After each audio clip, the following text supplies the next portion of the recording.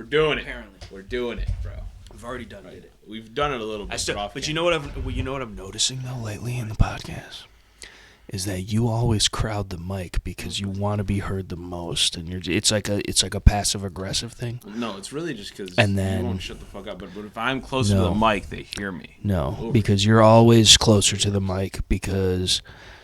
Well, I was close to the mic primarily previously because I had to be close enough to get to keyboard, mouse, stuff. Not all Notice the how time, a lot of the though. times where I got Not real all close the to the time. mic, it caused a Right, problem. but not all the time. I ain't got to worry about that. Now you're bringing up tops before we had tops to talk about. Ooh, it's tops, dude.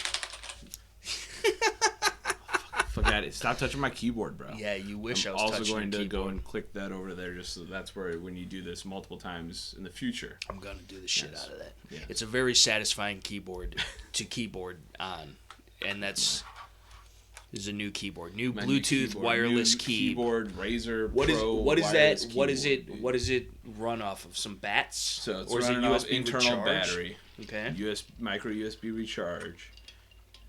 Yeah.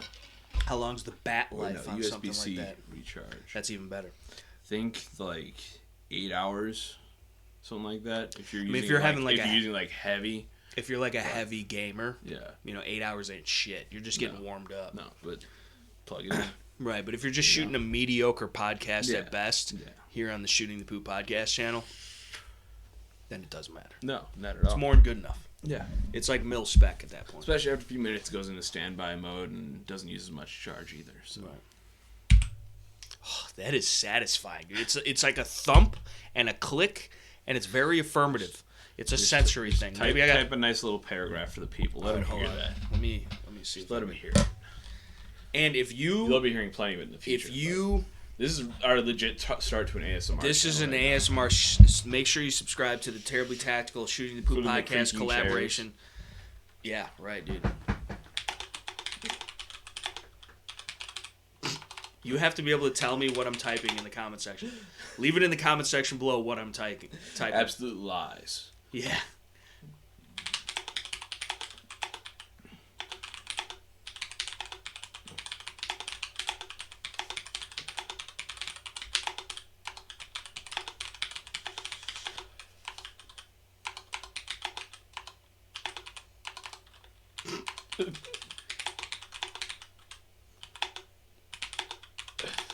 Oh shit, I'm in caps now.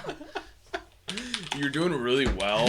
Not looking at anything. Right. I was impressed. And then it all went to hell. But seriously, this is what? 8675309. That's 8675309 because the number different. No, it's still. Oh, now we're just.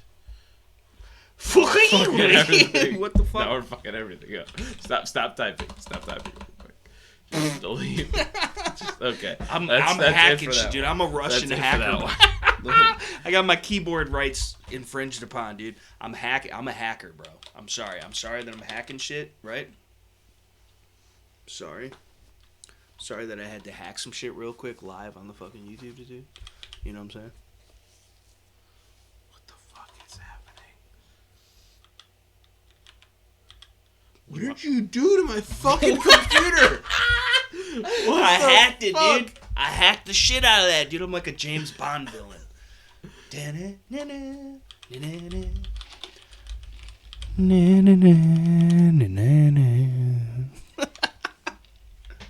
What did happen though? I don't know. Fuck it up? Did I fuck it up? You're making me put the alcohol through my nostrils out. It's not a good feeling. What did you... Dude, I'm writing code, bro. No, it's a bunch of dates and times. Yeah, which is important for the movement that we need to release this to the public. This is backstage information. Yeah, look.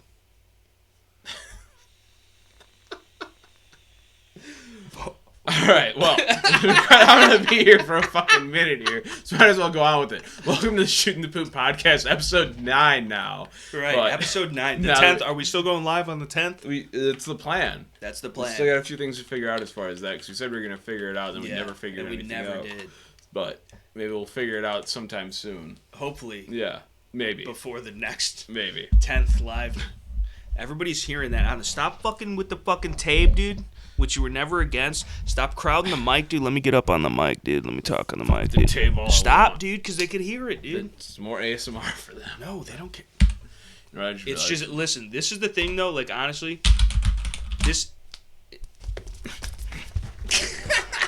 You're gonna get hurt, dude. You know what happened last time. But the fucking...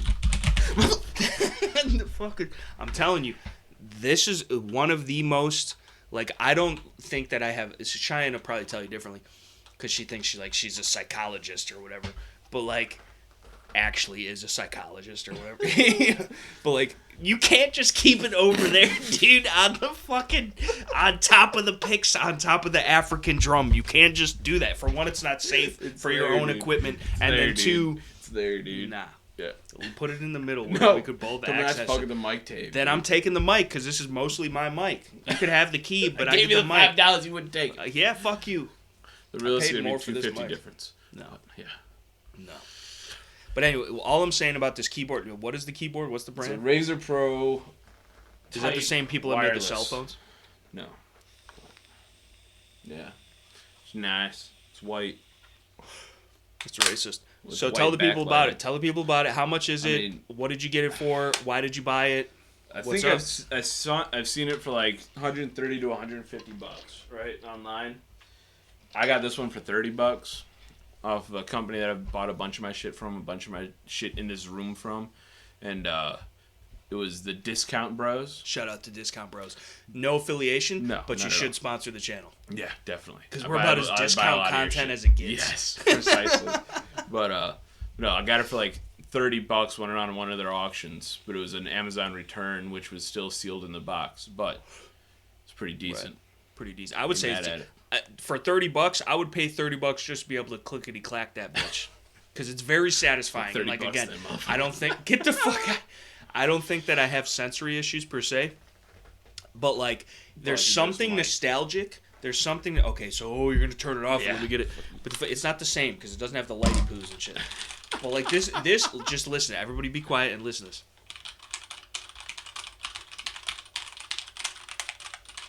Like it's a very sad. It's like when you watch a movie and somebody's typing on the computer. That's what it sounds like, and that's also what it sounds. It feels like what it sounds like. Yeah, you know what I'm saying? If that makes sense. Keyboard. You're right. So. And so it's an affirmative, positive, authoritative click, and there's like a thump to it, and then there's a good return on it. Like it springs back, and like it's very, like I would, I'm not even in SKU, and I would write an essay right now, bitch, just for the satisfaction of feeling this key on my things. We both damn near did as soon as we got our hands on it. Right. I was so it's just, that's how it goes, I guess. Like, this reminds me of the scene in GoldenEye when they're clicking the pens. He's got the pen bomb, and he's like, and they're like, with the nuclear launch codes with the big satellite thing, fucking, which is GoldenEye, and then like, they're like, and then he's got the clicky pen, and then he clicks it the one time, and then it fucking blows up. That is what that reminds me of. And it just gives me nostalgia as far as like the emotions are going. I'm overflowing with nostalgic emotions. Yeah. On the clickety clacks of that keyboard, because also, growing up as a child, you get computer class or whatever. Yeah. And it was old school style keyboards like that, and like I always, because they feel the best. All this new ergo shit where it's all twisted and fangled and fucking. Nah, fuck that. Like it's just weird. Like it's supposed to be better. Like no, this just a straight fucking. Like this. Right. You know. That's what the fuck. It's like a Michael Jackson Thriller music video. Pretty decent though. Yeah. No, I fuck with that. I'll probably have to get one. Now, could I hook that up to the laptop? Also, riddle to me this. What? Riddle to me this. What? Riddle to me this. Riddle me this. Batman. I noticed on the previous live chat, which I think was an excellent live chat. Make sure you guys go check it out if you haven't watched it already. As far now, obviously, I'm using your old computer. Yeah. And obviously, it's a few years out of date. And for some, I'm guessing because of the government and federal agencies tapping me and tuning in and bugging me with every, like, electronical device in the home, I'm sure that has something to do with it. But at the same time, too, I noticed because I like to watch it back, not like all the way through sometimes. Sometimes I do, little by little, but just watch it back to see that everything uploaded right and made sure. It seems like when it's just me and you, my picture quality is better. But then when we had Forest Mommy on there and Trailer Swift and Magnus and whoever else, like when we have a lot of guests, my shit gets blurry all of a sudden. But then after they left, my shit went back to at least 720 because I think that's what the free shit on StreamYard is capable of. Although your shit always looks better than that, which I don't understand because if it only allows, I thought it only allows you to upload in 720. So even if this is 4K, but either way, everybody else's shit always looks crisper, unless I do it off my phone, which then in that case it looks fine. But what do you think that is? Well, a lot of it's probably that StreamYard is running primarily off of your computer, right? So you're the one that's streaming everything, as well as recording, as well as having that connection amongst other people, and as well as running out of recording time because I record all the time. But basically, it's going to be more intensive on your computer that is not up to the task than it would be for the audio's fine though. The audio is perfect. Yeah. And I think, honestly, the audio sounds pretty decent going through that laptop on a $30 pair of fucking Turtle Beaches. Shout out to Turtle Beach. Should be a sponsor, but they're not. You know, because I break the Turtle Beach. The ones with the wires, I break them every time because I forget that they're attached to wires, and then I stand up and yank. There goes that. And then you got to, put it in the specific situation. Do you ever actually wear Bluetooth headphones, though? No, because I don't own any. So why the fuck you be forgetting there's wires? Because I assume that there shouldn't be in today's day and age. You know what I'm saying? Like, I feel like at this point in society, it's the best part. I would never assume you to have Bluetooth headphones in the first place, right? Why? Because, you would have been using them. So, but... Well, for the last... I would like to get some Bluetooth headphones. This is the worst shit on the phone.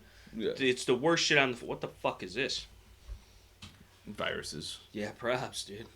It's the Russians. I need to get some Bluetooth, I don't even care. Some skull candies, nothing crazy. Yeah. Or whatever. Or the Galaxy ones. Or I hear that even the AirPods work with other things that are not iPhones, and supposedly they're the best ones or whatever the fuck. I don't care. But the fucking...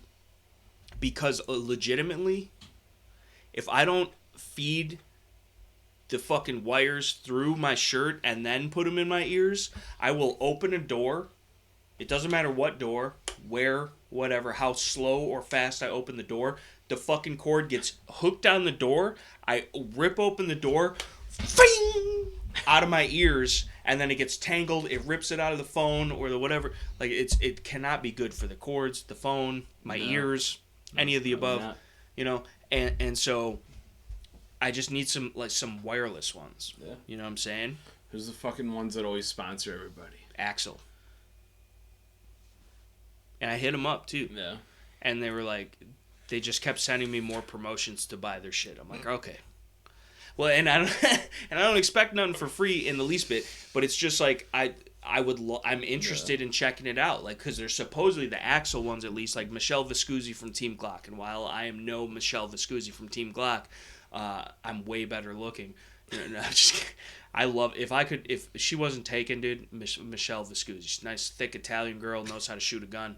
I'm all for it. Plus, she's about the Raycons. Plus, she's very. Oh no, fuck the Raycons, dude. Do I look like a Raycon ass motherfucker? Maybe, dude. If I look like a Raycon motherfucker, leave it in the comment section below. Everybody's gonna say it now. Yeah, but the fuck, you look like a Raycon I don't think I look like a Raycon wearing motherfucker, dude. Maybe some Beats. I got a headset. I got some Beats headsets. The Beats fucking wireless aren't too expensive either. Yeah, but still, they're under $200. I don't want to support Marxist organizations like Black Lives Matter or whatever the fuck. You're talking about AirPods, bro. Well, no, I was just saying that I didn't know. I thought they were Apple only. But I was told the other day that you could use them. Yeah. But I would get either the Galaxy ones, whatever the Galaxy ones are. Those are supposed to be pretty Galaxy solid. Buds. But not a big fan of them. You have them? Yeah. What do you not like? The ear fitment is not great. Well, maybe you got weird ears. Instead of you also have a weird beard. Yeah. But maybe on top of that you have weird ears. Right. A lot of things are weird about me. Right. But I wasn't a big fan of them. Another fact, I don't like having the fucking buttons in your ears and shit. So, because on the earbuds themselves, they have touch buttons. It's like James Bond though. It's yeah, if it worked properly.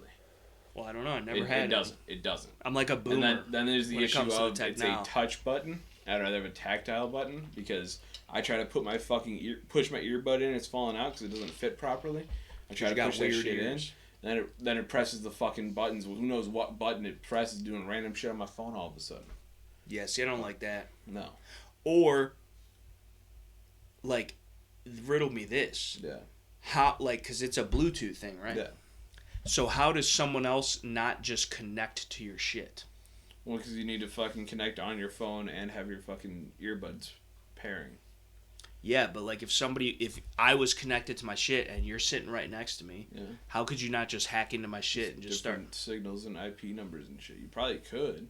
Well, that's what I'm saying. What the fuck you're listening to. That's what I'm saying, because the way that I look at it, the reason why I would primarily get that kind of shit is as a form of comms. Because like I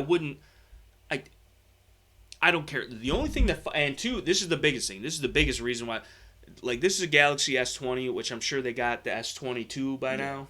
Yeah. Or whatever the fuck. And I probably had this for like a year, just over a year. Right? Nah, probably more like 2 years now. 2 years? Yeah. No way. Yep. Well, I had it when it just came out. And then, like, but with all technology, the next week, Cheyenne was like, I got the S21. What are you doing, you poor? Yeah. And a few months later, I got the S21 too. Right. And I was S22, and we're all obsolete. But this is still a great phone, and a Galaxy Master Race, Samsung over iPhone any day of the week. Like, all day, every day. Fuck the spy phone, dude. But even either way, no, yeah, for sure. But this, at least, you don't have to go through iTunes for everything. Yeah. This is like a regular computer. You can just do whatever you want. But like the whole thing about the AirPod things or whatever is, for one, the getting caught on the door. Because that's a pain in the dick. Mm-hmm. But then two, this thing, it charges, it doesn't have an aux port. It charges through the USB-C, but then the headphones it comes with are USB-C. So you can either charge or you can listen with headphones. And sometimes you want to do both. And that's not an option if you don't have Bluetooth headphones. And that's a pain in the dick. And then plus, what if you're in a vehicle that doesn't have Bluetooth connection? Now, I drive a 2021 Chevy Colorado, so, it does. But, like, what if you hop into, like, a 1996 Chevy Impala SS, and it doesn't? You can't even hook up to the aux cord to play that super hot Fire Flame. You know what I'm saying? Like, why? That's when you get the shit that I got, bro. The little tape deck shit? No, dude. Even better, dude. It's a little thing that plugs into the fucking shit, and it connects to Bluetooth off your phone. But then it transmits that Bluetooth into a FM signal. That's some science shit.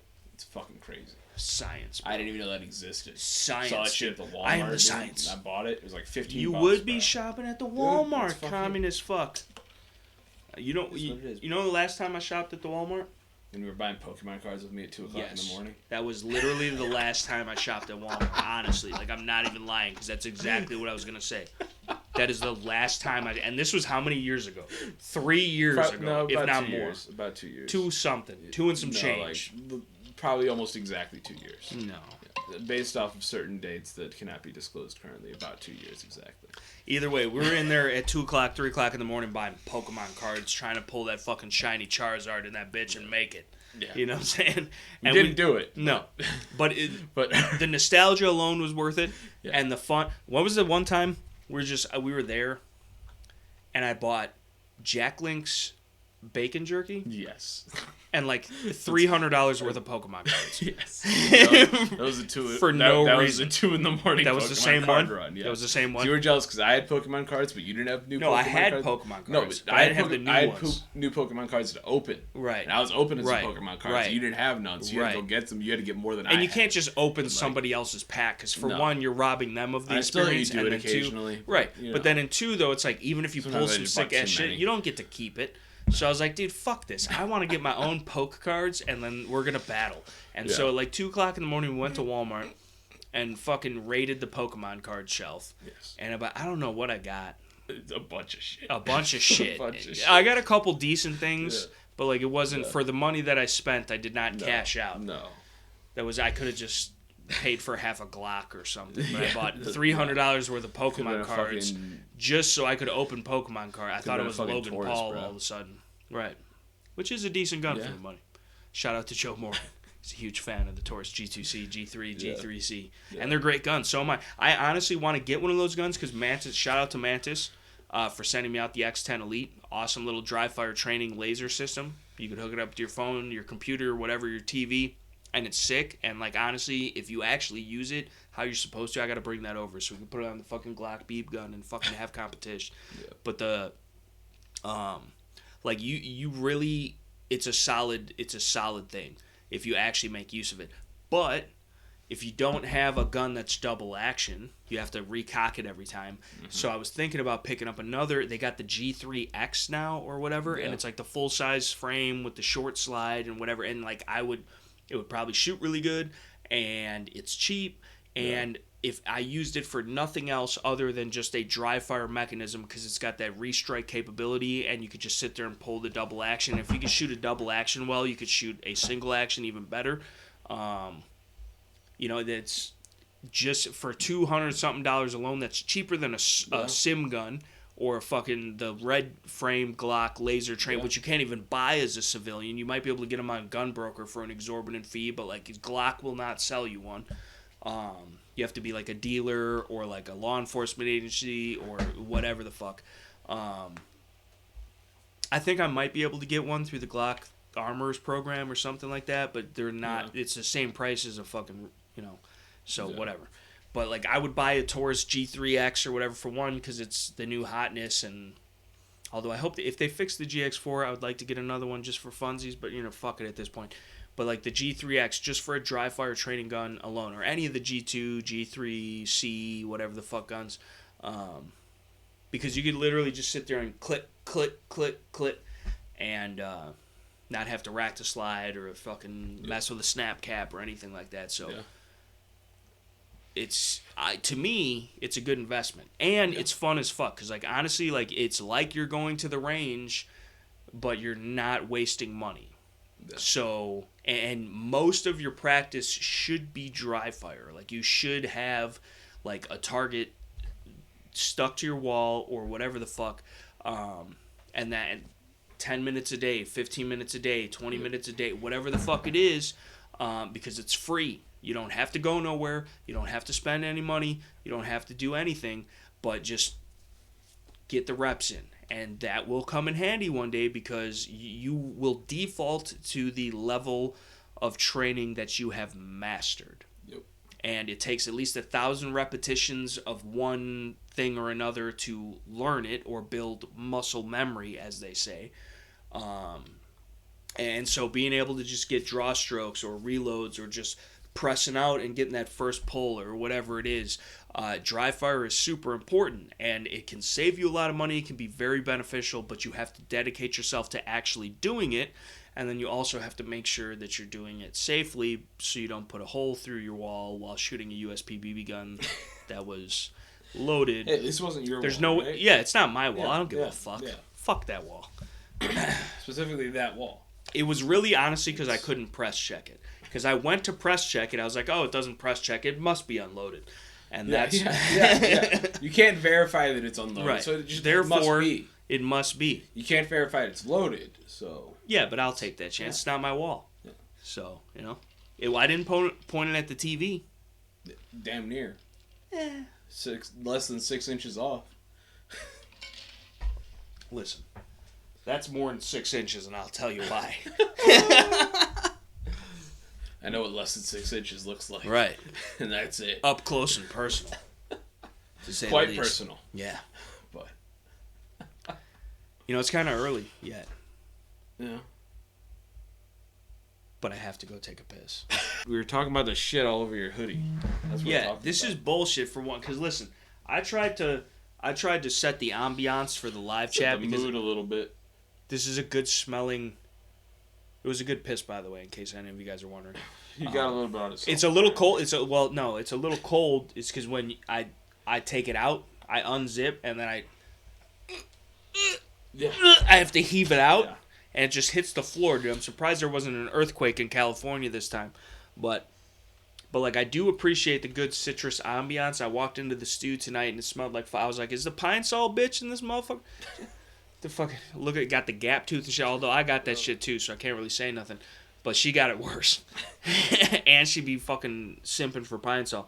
But I was like, yo, dude, like... And this is not no gay shit, right? No. It might be for him. I don't know. Bitch. But I wouldn't judge. Listen. I got a kid on the way. That's what I would say. At least one piece of evidence to prove that I'm not gay. What evidence you got? Yeah, but that doesn't... What evidence do you have? That doesn't... What proof? That doesn't mean that you're still not bisexual. It proves I'm not gay.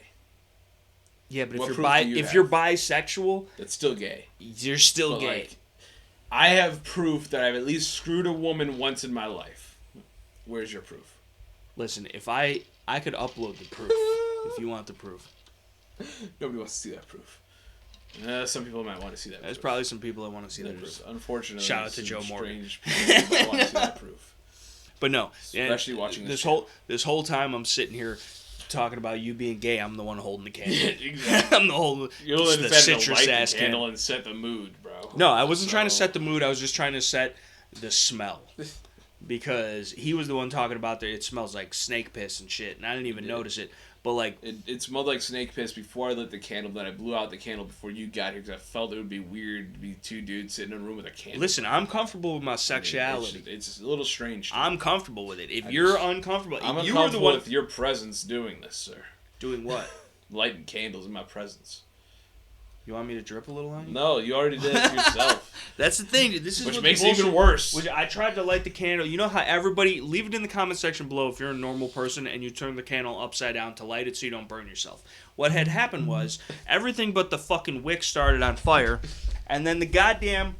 It looks like I jizzed myself because I got candle... It was like I was a what do they call them? With that like pain and shit. I was a sadomasochist or whatever. Yeah. Now it looks like I jizzed myself because there's fucking...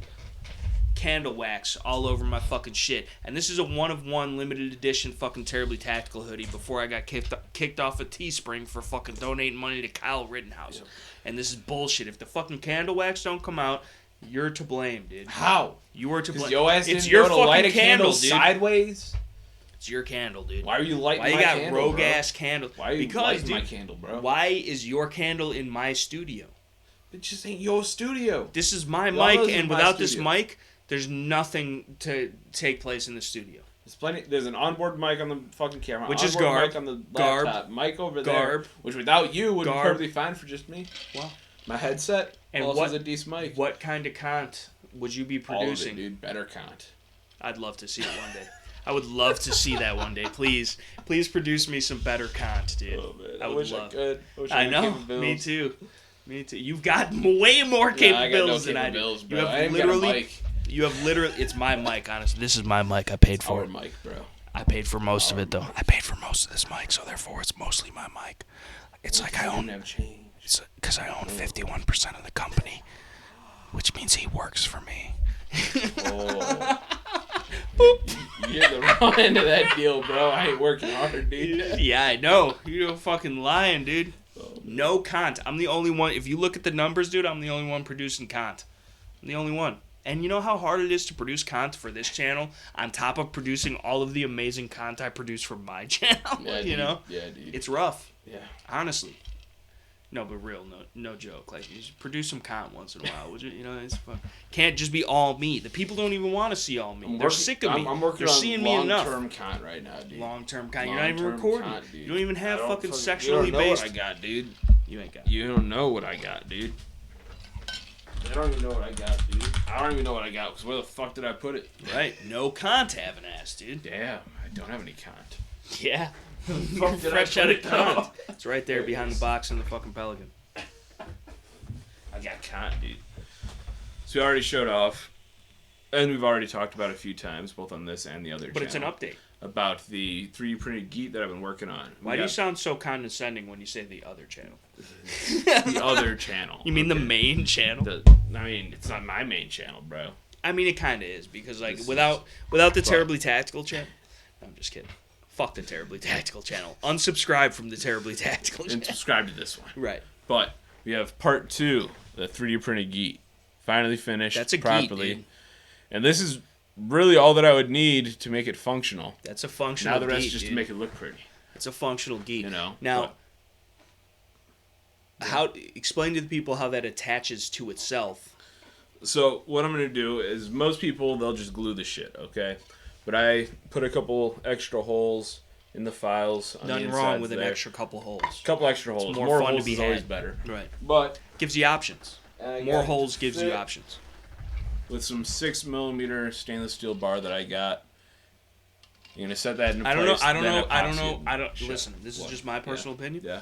I don't know if that's a bar as much as it is a rod. And I think you are just not confident in your sexuality enough to claim it to be a rod. Why are you talking about my rods like that, dude? Listen, they're small and skinny, dude. Like this shit looks like a malnourished tapeworm.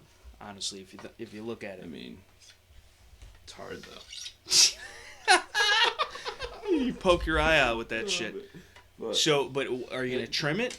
Yeah, it needs to be cut down. That's what I'm gonna say. Cause like, I don't think that's gonna go together. No, too well, I don't think so. You know, it definitely needs to be cut down. I got the measurements written down right there. Actually, will that even? Ow. Will that Will that even? Your eye out, kid. You're right.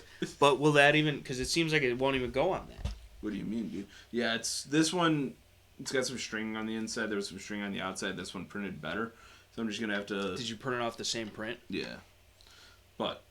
So I'm just gonna have to shove it in there or something, you know, Giggity. Make it work. Just be all forceful and aggressive with it. You know, sometimes you gotta force it. You know, right?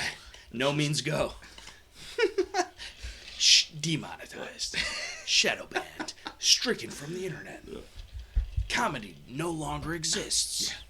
But so we're one step closer to the 3D printed Geat. Well, many steps closer. You got a mouse in your pocket? Yes. He probably does. I might sometimes. He has. You gotta watch when you ask me that question, because there have been a few times you've asked me that question. But there was in fact a mouse in my pocket. You should have busted it out. I Look ain't at the got a mouse in my Are pocket these right even? now. These are fucking. This is lukewarm ass Mike's Extra Soft Took it out the lemonade. fridge when we walked back here. Why are they not drunk yet? So I'm not an alcoholic. I'm sorry. Bow. Just fucking shank your ass with a mic. How would you feel if you died by shanking from a Mike's Extra Soft lemonade? Be great content. Yeah. Yeah, it would. Now that you mention it.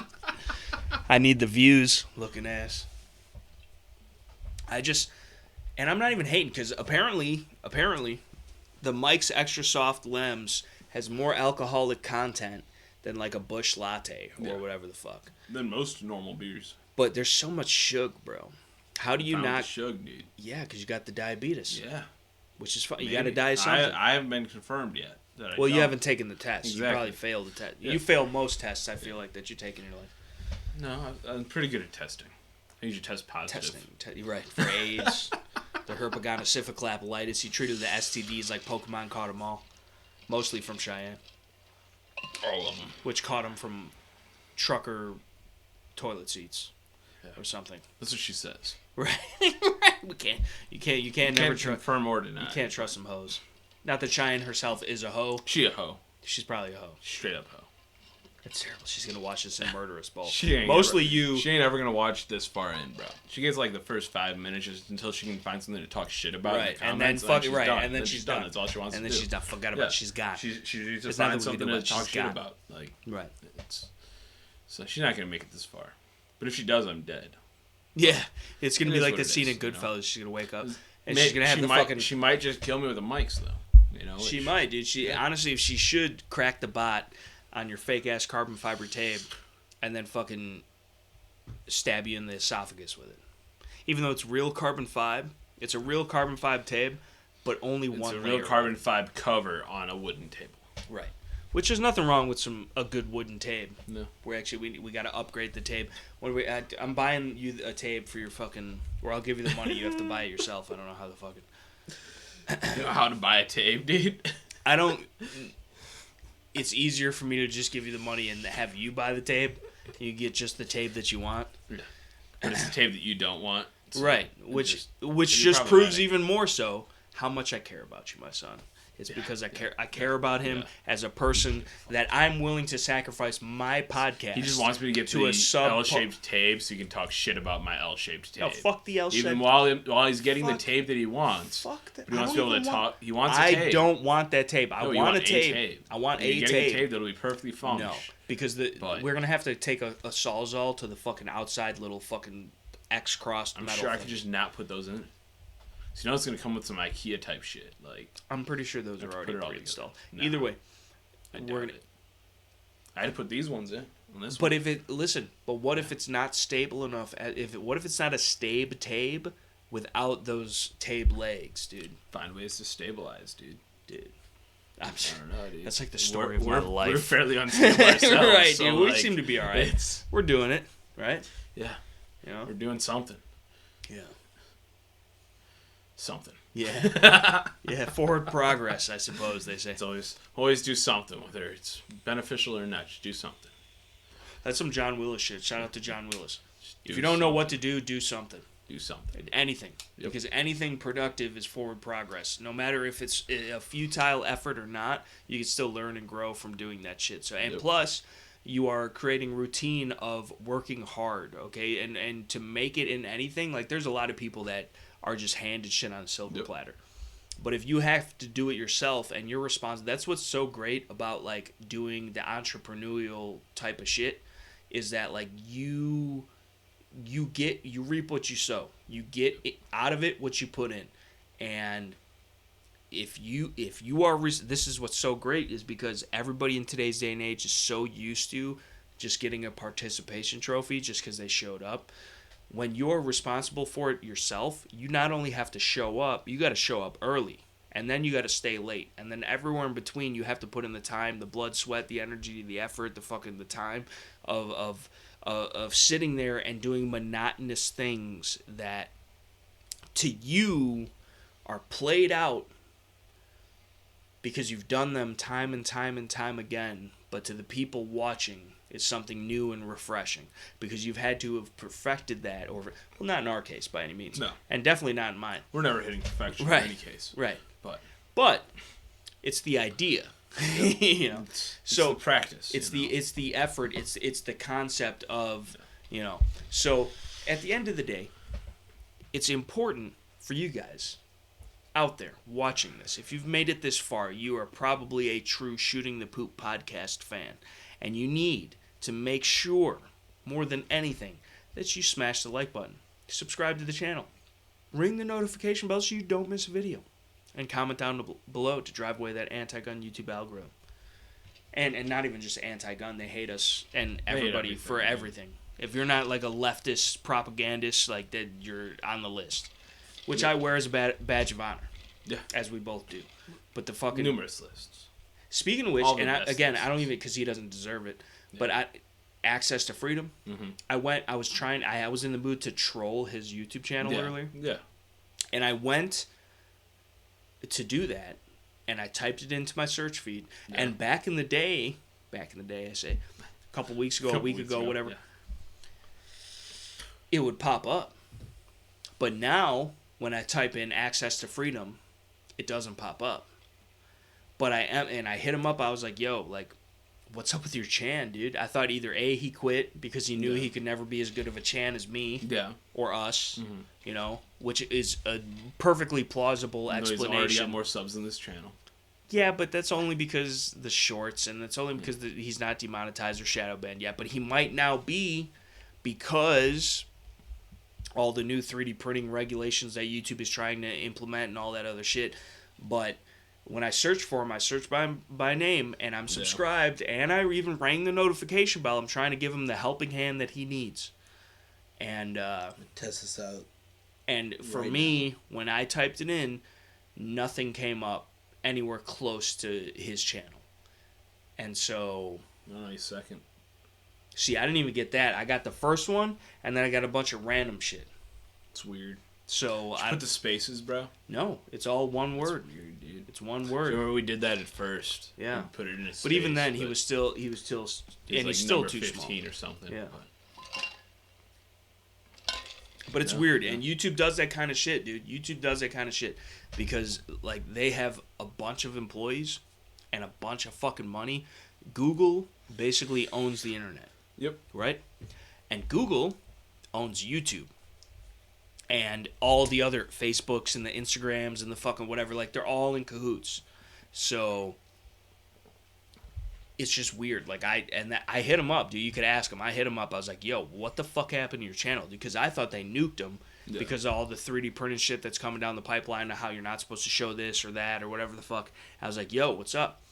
And then he was like, nothing seems different for me. And then I was able to go, I had to go back onto my community fucking tab where I shared his videos in the past to be able to click on one of those videos that I shared to bring me to his channel. That's the only way I could find it. So I don't know if it's just me or my phone or my Wi-Fi connection or whatever being retarded, but like it would not pop up. So that's weird.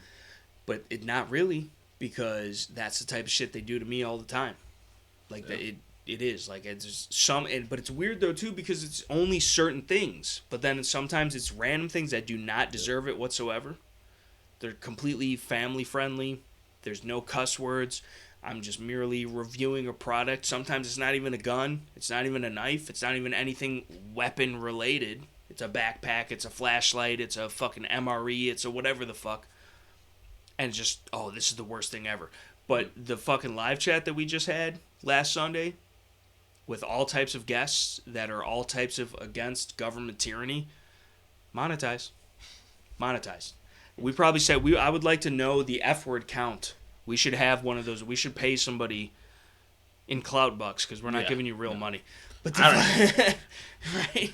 Well, he don't do much work, but, you know, it's honest work when he does it, I guess. But the fucking...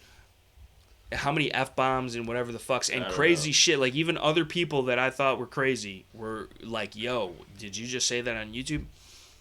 Like, I was like, yeah, we say this all the time. This is diet that happens YouTube. Regularly, this is a diet YouTube chat. But they monetize that shit. They monetize the fuck out of it. And now I'm sure it's not to the same extent of other channels that are not, you know, like mine or whatever it is. They're not saying fuck it. Like I probably make $1 for everybody's $1,000 when it's come down to it. You know, in as far as like other non-political or gun or knife or gear or freedom-oriented channels, whatever. And that's fine. It's not about the money. I could give a fuck less about the money. I'd be doing it regardless of the money. I just love the people and I love the freedom even more. But it's just it's funny though, because it's like you could see like, and I've showed him, and you're not supposed to show people your fucking fuck them. You ain't showing me nothing. Right? Allegedly, hypothetically speaking, in Minecraft, but like it goes up. You'll be getting hella views, and then beep. It makes 0 sense. Because even if it's not like a bunch of people all of a sudden, there's still somebody that's like, for the view count, the comment count, the fucking whatever, to remain exactly the same after it reaches a certain point, you guys are fucking with the numbers, dude. Numbers do not lie, but they do when they're skewed, and you guys are skewing the numbers. So, and we know it, and it's whatever, and it's fine. It's what we have to combat as like people who just like to think freely, God forbid. But yeah, it's just, and it's gonna happen everywhere. It's probably already happening with all of us. It's probably happening here. But I do see, like, I gotta, with the shorts specifically, I post shorts on my channel that has close to 20,000 subscribers, and on most of them, I'll get 100, couple hundred, maybe 500,000 views. When there's random people on the shorts feed all the time that post what I would consider much subpar short content than I do, and they're getting millions of views. It's literally a random dude doing this with a fucking pistol for like 6 seconds, and then boom, 7 million views. And it's like, okay. But that is whatever. Like, I don't want to cheat the system. I don't want to be faking it, but like, I don't understand. I don't understand it. Do it. No, but I do it. And I'm providing even more in the content that I'm producing. Do less, dude. Do less. That's not how this is supposed to work. No. Less is more. This is not how it's supposed to work. But even then, I've tried doing some stupidity that makes millions and millions. Look at the fucking memes motherfuckers are putting out there now. Okay. Yeah, Like, and that's fine. But that's fine. It's stupid. The stupid. No, it's that's people fine. They just want stupid shit. It's fine though, because and I appreciate that. People are stupid. They're stupid. There's a lot of people out there that are stupid. Stupid but as fuck. This is the thing though. Is like I don't care about the like. It would be nice to get a lot of views because I want to reach a lot of people. But I want there to be a message or something beneficial or a nugget of information or maybe it just makes somebody laugh in these dark times or whatever the fuck. Like that's worth it more to me than that. But I feel like, and this is not me being cocky, but I feel like if I post a video with almost 20,000 subscribers, I should get more than fucking 200-300 views. Yeah. Like, that just sounds like... Because if there's 20,000 some odd people or slightly less people subscribed, there should be at least 20 some odd people or slightly less getting a notification of my video. Yeah. And even if they clicked on it for a couple seconds, that should register as a view. So that's what I don't understand. Yeah. Is it does not... The numbers do not equate to themselves, in my opinion. But I could be wrong. I know like Tiberius Gibb and shit like that, which is like more of like a mainstream clean cut cookie cutter YouTuber, and nothing against him. I'm not throwing shade or hating or whatever, but like he's kind of roughly around my size of a channel, and he's a lot more heavily edited and he produces good content. I've watched some of his videos. I got no problem or beef with him whatsoever, but like he still too is getting like way less views on shit than I think he should, from my perspective. Yeah. So, I mean, even look at a lot of the big YouTubers. They'll have like 3-4 million subscribers, but they'll get like a few 100,000 views on a video. A few 100,000 views, if it's monetized, is paying the bills a lot better than my fucking 137. But if you look at the ratio from the subscribers to the viewers, it's, you know. Yeah, but not every view. So, like, if I review a Glock 19, not everybody's going to be a Glock guy. Maybe some people like Berettas or SIGs or fucking 1911s or whatever. Revolvers. And then likewise, if I review the other shit, not everybody's going to be a revolver person or a 1911 person or whatever. Or maybe people don't like Spyderco and they like fucking whoever. So I get that part of it, but like if you at least me, the way that I look at it at least is like I only subscribe to channels if like I actually watch their content. Yeah. You know what I'm saying? Because, like, if I kind of fuck with you, maybe I won't subscribe, but, like, I'll tune in and I'll check in and I'll, like, watch a video or whatever, or if it pops up in the feed recommended, or if it's something that I'm specifically looking for. Like, I've been researching a lot on bump helmets and night vision mounts and all types of shit lately. I just recently purchased a level 3A ballistic bump helmet with the arc rails and the fucking whole thing. So we're going to get that going on the Terribly Tactical channel, and even here, too. Because now that we have a helmet and a mount, well, I still got to buy the mount because I'm still not. I still don't know what mount I need specifically because this is all new to me. Like I've played around, okay, with this type of shit before, but this is old school shit. And now, with the new shit, which shout out to ATN. Like if you need some night vision or thermal, check out ATN, because for the money, for brand new products, yes, it is made overseas, but or at least some of their stuff is made overseas. Their products, from my experience so far, have been nothing but positive, and for what they are, the money equivalent, because night vision and thermal is not cheap, no matter who you buy it from. But from my experience so far, and this is not an end-all be-all by any means, stay tuned on the Terribly Tactical channel for more videos, and even here, too, in the future, more content. We're doing all types of shit with the night vision and the thermal. But, like, it's pretty fucking legit. Yeah. And when there's fucking World War III kicking off, and it gets dark every night, half the time you're alive, it might be a good idea to be able to see that shit, you know? So, no matter what it costs, if you're really serious about it. Yeah. But then if you are serious about it, but you are on a budget, there are definitely options out there. They used to have fucking night vision recording settings on camera, VCR little fucking skate cams in the 90s type of shit. Maybe not the 90s, but like the early 2000s type of shit. Like, I remember using that shit for fucking skate videos back in the day, and it was a Samsung or whoever the fuck, you know, little camera that you would fucking film skate videos on with your friends, and that had a night vision setting, and like, while it was not perfect by any means, your ass could see in the dark looking through it, you know? Yeah. To an extent, 10, 15, 20, 30 yards. Like that, if that's what you got, if I got to hold the motherfucking VCR from the early 2000s up to my face while I fucking clear a room, so what? Turn the lights off, bitch. I don't care. You know? Yeah. So that type of shit is important, and it is something, you know, maybe not again for everybody. Maybe it's price prohibitive, or maybe you just are like overwhelmed and you don't know where to start, because not only is it the actual night vision, thermal, binocular, quad setup, whatever the fuck, it's the mount, it's the helmet, it's the battery pack, it's the fucking suspension system and the fucking harness and the padding and the, like, it's all a system. But that is a force multiplier, as they say, that if you know what to do during the day, now you can do those same things at night, which means you're doubly effective. Yep. Like, if you can do the same shit you do during broad daylight with sun at the nighttime, that's dangerous.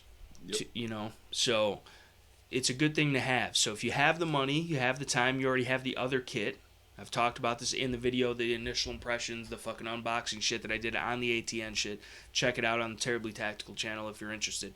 But if you already have the armor and the guns and the ammo and the fucking medical and your beans, bullets, and band-aids, and like you're into this and you're committing to this, it's not just because all the cool kids are doing it.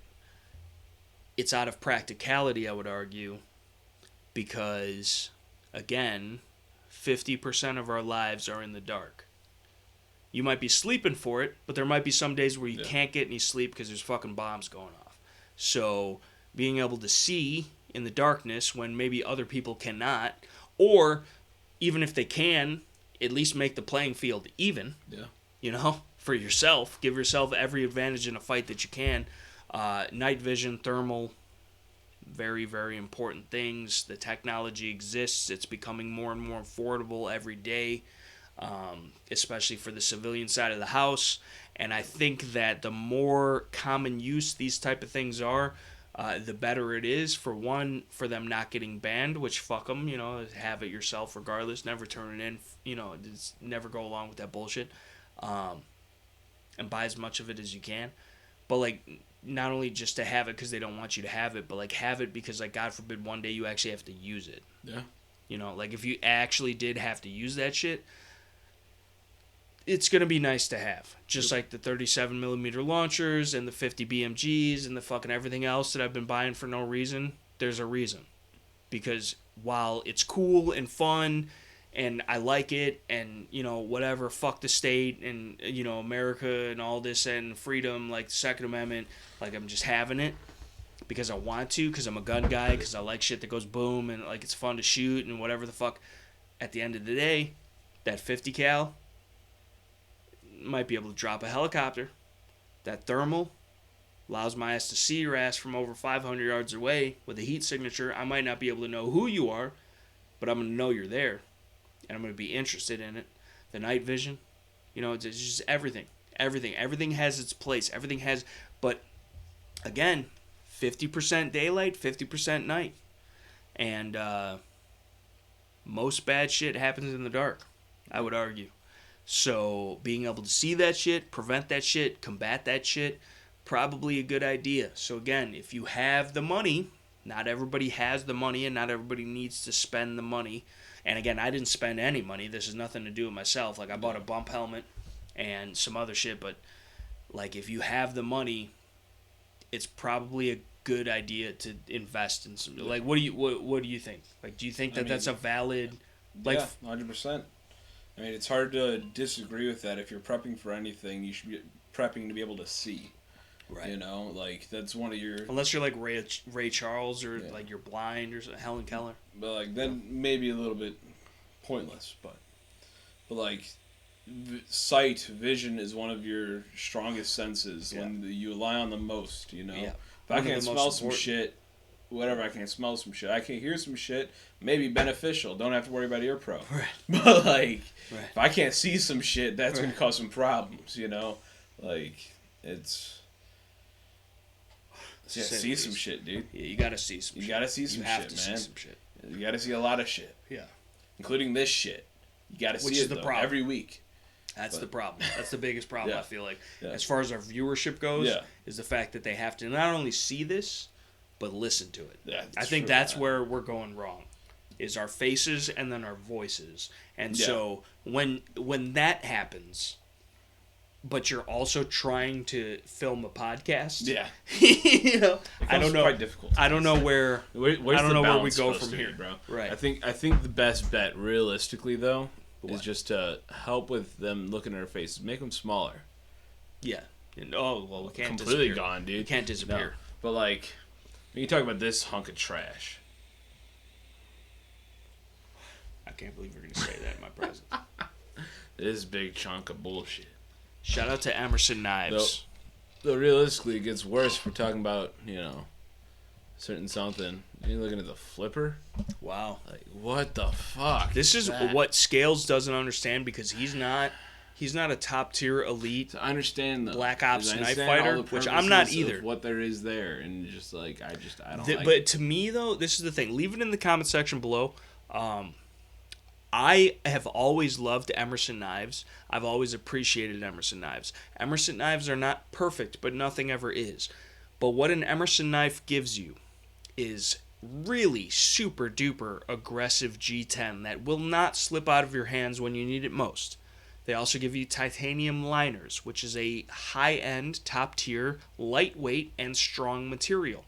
Then on top of that, you have the wave feature, which means it deploys almost like an automatic, quicker than an automatic, from just extracting it from your pocket. Then you also have the thumb disc and all the other options. You have a wide variety of blade shapes. They are chisel ground. They are chisel ground for a reason. So in the field, if it's the zombie apocalypse or we're fighting the Russians or whatever the fuck's going on, it's only sharpened on one side, which means you could take that one sharpened side and re-sharpen it off of a flat surface like a stone or a rock or a fucking coffee mug or a bowl that's ceramic or whatever the fuck it is. But like it makes it easier to maintain in the field. All the hardware is made out of flathead or Phillips drive screwdrivers or screws, which again, super common tools. You could take a fucking dime and fix your knife, or take it apart and clean it and reassemble it. Like, there's something to be said about that. They're not the fanciest thing. They're not the highest end materials. Their blade steel is 154 cm, which is a really solid blade steel. It's not going to rust. It's going to hold an edge for a decent amount of time, but it's also going to be much more easy to sharpen as opposed to an S30, S35, a CTS 204P, a M3690, or a Bowler M390, or whatever the fuck. So it's a softer steel, but it's a harder steel, but it's a good all-around, like, it's like an AUS-8 on steroids, right? Yeah. Or something like that, yeah. Right? So, you know, it's a good utility, overall, combat, in the field, maintainable steel. So that's what is underappreciated, in my opinion, about Emerson knives, is they are purpose-built for tactical use, fighting knives, like survival knives. Like, just, you're going to have one tool and it can do everything. That is what an Emerson knife is for, and that's why I appreciate them so much, because for one, they're fucking made in America completely, which I could stand behind any day of the week, all day long, 365 days a year. On top of that, while it might not be a super thick slab side of titanium frame lock, and it might not have some crazy rare super steel and all types of crazy different finishes, you basically get a stone wash or a black, whatever the fuck, they never say. But as far as what it is, I think if I was to have one folding knife, because cold steel, this is cold steel, and this is going to be brought up in the review, cold steel is like an entry-level Emerson, because they are trying to give you the grip texture on the scales, the aggressive blade shapes, and the strong blade shapes, the reinforced blade shapes, the tactical defensive fighting style blade shapes, Vaquero, the Bowie XLs, the Tonto fucking folders with the what do they call them? With the G10s, they're fucking the lawmen, and that's a spear point, I think. But all the fucking, they got all that shit. It's like Diet Colt. It's like Diet Emerson, and Emerson even did collabs with Kershaw, which for the money are honestly pretty decent knives. I've got a couple of them. But Emerson, to me, I've always had a love-hate relationship with Emerson, because Emerson, the knife that you this is the CQC7. This is a flipper model that you're seeing on the screen. $273.95. For $50 to $79 more, you can get a Hinderer XM18, maybe even a 3.5 fatty, whatever the fuck it is, and it's got titanium slabs, and you could get the flame, hardware for it, and you could also get the same thing. You can get a fucking Pete Gray thumb disc for an Emerson, and whatever fucking flame pocket clip you want. You could get lanyards, and you can get fucking different scales. They're super customizable, and they're super easy to maintain, and they encourage you. Out of most, this is the one thing I appreciate too, is most knife makers, Microtech, Medford, fucking whoever, even Strider, a lot of motherfuckers are like, don't take apart our knives. If you need it to be serviced, send it in. And then now you got to send in your knife, and it's gone for a month or two or whatever the fuck before you have it back. So you better have a spare. 2 is 1, 1 is none, 3 is even better. Emerson expects you to not only use his knives for what they're intended to be used for, which is serious use shit, or whatever the fuck you want, because this is America, but then also to service them. He's like, fuck y'all, do it yourself. So, which I appreciate. I do. So you unscrew the fucking pivot, you fucking unscrew the fucking little Phillips heads on the fucking scale. Now, they used to have a backspacer, now they've transitioned to 3 standoffs, which I like the standoffs because then you could customize them. And plus, it's flow-through construction. So it's going to get rid of all that dirt and grime and debris and all that shit, and then you could accent it as well. So you could have the black G10 with the toxic green standoffs or whatever the fuck, just like on that 940 Osborne I used to have, which I sold to you, I believe. Yep. And then that was... Then I sold again. Right. Which you should. But that is one of the quintessential EDC knives. Like, that is a good... If you're just trying to cut boxes and shit, that's a good knife to have. But fuck them with an AIDS dick. Emerson Master Race. You say PM2 Master Race? Well, PM2 over fucking 940. Yeah, PM2 over the 940 for sure. This is say PM2 Master Race. No, it's not Master Race for sure. For me, that's what I've been carrying for... I've been carrying a PM2 for probably 3-4 years now. They're great knives. This is one of my favorite knives. Because for a Spyderco, it is a little bit more rough and rugged around the edges. The edges. And, like, it's fun to play with. You could Spidey flick it. You could do the little drop thing. You could do that little drop thing. You could do all types of shit. Like this. 3D print a backspacer. You could 3D print a backspacer for it, as we've previously shown in the Toxic Green.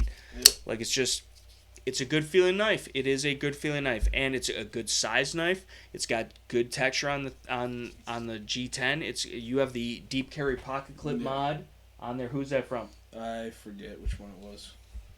Where I got it from. But either way, this is also a sprint run, isn't it? Yeah, like in the red. It is a sprint run. Right. Spyderco. Right. So, but these are great knives. Now it's got a little. M390. It's got a little side to. It is M390. It's got a little side to side, but there's no lock rock. Like, this is still a sturdy... I would put this in the category of a heavy use EDC knife. That being said... Which is what I use it for. Right. But that being said, when you step into an Emerson... Because what does this cost? Like $190. Okay, so $200. For $75 more, I would trust the Emerson way better. Like, just if you had to, like, pry a car door open in a car accident or lift a manhole cover or whatever, and you seem to think that they're too skinny of stock on the blade. I think that blade is too skinny height-wise. It's too shallow. But you think it's wide enough? The blade edge, thickness-wise, thickness of the blade, yeah, definitely. It's definitely thick enough. Yeah. Okay. Maybe I was misunderstanding. No. So, but that's just on the flippers, though, because the flipper, the only thing... Explain to the people the issue you have with the flipper. So, I just don't like the fact that the space from the edge here to the end of where the handle actually stops, I just don't like the way it looks. Like, even if it was, like, halfway to there, that'd look a hell of a lot better. Just beef up that direction of the blade. Make that wider. And I can understand... Listen, I can understand and appreciate what you're saying... But you know what happens when they make that blade wider? It's a Medford. And then... I'm fine with that. You would be fine with that. But you want to ban bump stocks, too? It's not a Medford, dude. You want to ban some bump stocks, dude? You want to ban some bump stocks? I'd be fine with it being a thicker edge. Though. Medford, just know, I fucked with you. Greg, you watching? Probably not. I'm going to send this to you. But, like, I fucked with you heavy, dude. I was ready to spend all types of money on your products for no reason. And then you had to go and cuck, bro. But this is the thing. He doesn't give a shit. He doesn't give a fuck, and he's still making money regardless. And I think overall he's generally a great person, I would probably say. And I respect him and what he's done and who he is and what he's about. But, like, stop cucking for Trump, dude. Yeah. Please. I can't. That totally turned me off from your pride. And, like, you have the right to believe in every politician that you want to. But, like... And again, the way I see it, you shouldn't really be believing in politicians.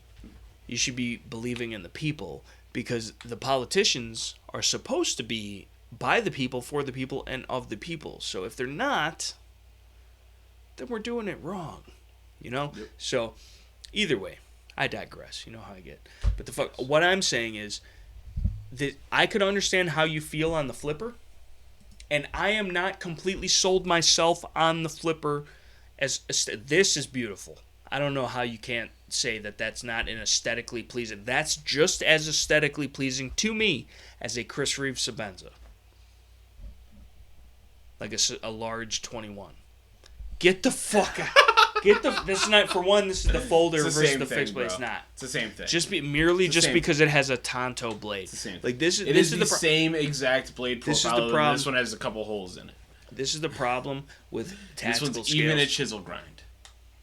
Because they're copying Emerson and everything Emerson does, because Emerson is the shit. It's been out long before Emerson, bro. Yeah. Yeah, right. Okay. No. Bring it back to the phone. No, dude, it's the same thing. No, it's not the same thing. It's not the same. It's the same thing, bro. So look. It's the same thing. Listen, Linda. Can I click on this? This is you got your sensitivity way too turned up. I have to go across 3 fucking monitors. So do that go. So the CQC7, if you are going to buy one Emerson knife ever, it probably should be a CQC7, and you should probably get the wave feature. They're great knives without the wave feature, but the Emerson knife is known for that. The CQC7 is probably one of the most battle-proven knives. It's got confirmed kills as a folding knife in the U.S. military. Ernie Emerson is a pretty squared-away dude. He knows how to fight, not only with a knife, but with a gun, and then his hands on top of it. Plus, he's like a righteous dude. Like, he believes in hard work. He believes in accountability. He believes in, like, making it happen. And apparently he did.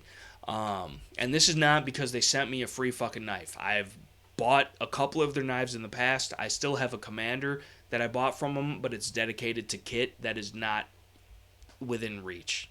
But that should tell you something, because I've dedicated it to kit that if I'm grabbing that kit, it's bad enough to where, like, this is all I got. And so you might as well make that the best shit you got, because that's the last thing you got. So I fuck with the Emerson shit.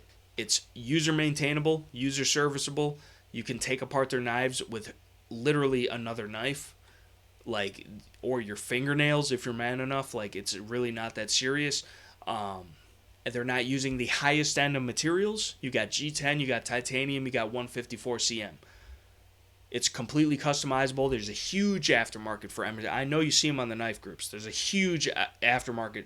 The clips, the lanyards, the thumb discs. Not a lot of people rocking Emersons, bro. Because people are uncultured swine, dude. I ain't seen. And they're not. You know what? Most people. You want to know why?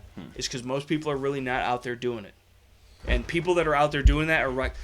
Ask Reed Hendricks what his pocket knife is. It's an Emerson CQC7, and he stabbed it through a fucking car door, and that bitch is still sharp. Like it's, they're simple knives. They're not made out of the best materials. All their blades, dude. I'm gonna stab you. I'm gonna stab you with your own Bud K knife. I just don't understand how you get this. Pull up the sheepdog, because Emerson was kind of. This has nothing to do. This is gonna completely discredit my credibility, because I've been pontificating pretentiously about the Emerson knives. But you could look back. You could look back on my YouTube channel and see that years ago I was buying Emerson knives. And I am very thankful, very grateful, and completely humbled, because Ernie Emerson himself has always been, and this sounds gay, whatever, I don't give a fuck. Ernie Emerson himself I've always looked up to in a Clint Smith fucking type of... Like, he's been there, he's done that, he's a squared away dude, he's made something of himself, and, like, the things that he does, the things that he says, the things that he's about and represents and wants to portray to you as a customer are all things that I align with, whether it be politically, religiously, fucking just mindset and understanding of, hey, like, shit gets bad sometimes, and you should probably know how to slightly make it better. So I'm all about it. And I'm all about the simple, like an Emerson knife to me is like a Glock, right? It's not the prettiest to look at. It's not made the best, but it works every single fucking time. So, at least in my experience. And I have not fought any wars. I've not deployed anywhere. Well, a couple times out of state. But we'll leave it at that. But that might even be too much. That probably was, but fuck them. They already know. They already know. But it's the simplicity is the beauty. Like, if I'm shooting plastic pistols, I'd much rather have an HK. Because not only does it work better than a Glock, it looks better than a Glock. That being said, a Glock, while it's ugly, works more than well enough for anything that I would ever do with it. So, to me, and I think this looks great. I don't see where you think that this is a bad-looking knife. That's worse than the last one. I think it's even better because of the Bowie. And look at that, so get rid of the guard and the wave feature.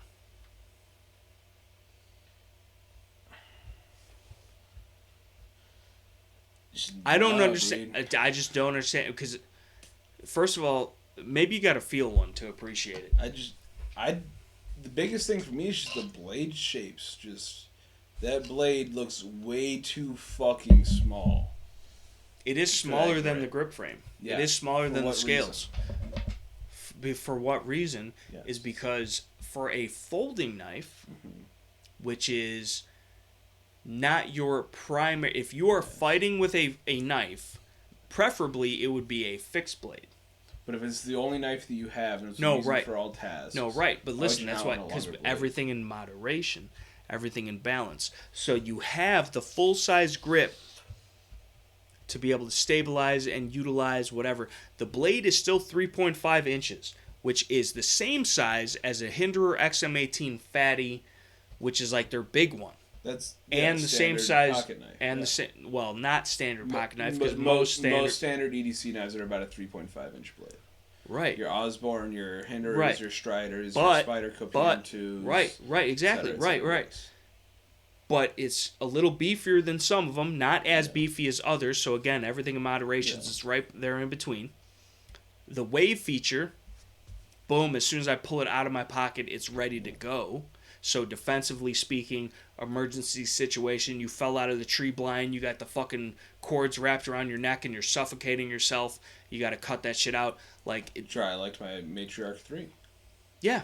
And that's a great knife. Spyderco makes great knives. There's a lot of people that make great knives. Even Benchmade, as communist and socialist and fucking phagiatrist, making up words, as they are, they still make a good, solid knife. Fucking Hogue, who makes grips, makes knives for H&K, stole the contract from Benchmade to make H&K's knives. And I think H&K knows what the fuck they're talking about. when it comes to quality machining and that kind of shit, Hogue is making high quality H&K autos and different shit, like, and those are regarded not just by the HK fanboys as good knives, but like from regular people that don't even own guns as good knives. Like they do, and I don't even own some, and I have a pretty decent HK collection, and I should own some, but like they're never in stock, the ones I want. You get an HK knife for every HK you own. I know. Johnny has case one. With him. Johnny literally does that. He's got the light, he's got the knife, he's got everything to go with it, all the support equipment. None of it's zeroed. Because you can't keep it in the case if it's attached. Yeah. So it's separately in the case, but like, it's all. He's got it though. But he's got all that shit. He's got it. He literally in every one of his pistol boxes, if it can accept a light, he has a light for it, and a knife for it, and then spare mags, and all that. And if it takes a dot, it's got a dot. All of them. And he owns several hundreds of firearms. Like at least. And so, and that's where I'm trying to be at. But like, I can't see where you're coming from. That for one, that this knife is not a good-looking knife, and then even more so that it's not a good-looking knife, that it's not a functional knife, because you have the stickiest, most textured G10 ever known to man. You've got a chisel ground, which is super easy to sharpen and maintain in the field. You've got the wave deployable feature, so it deploys out of pocket every time.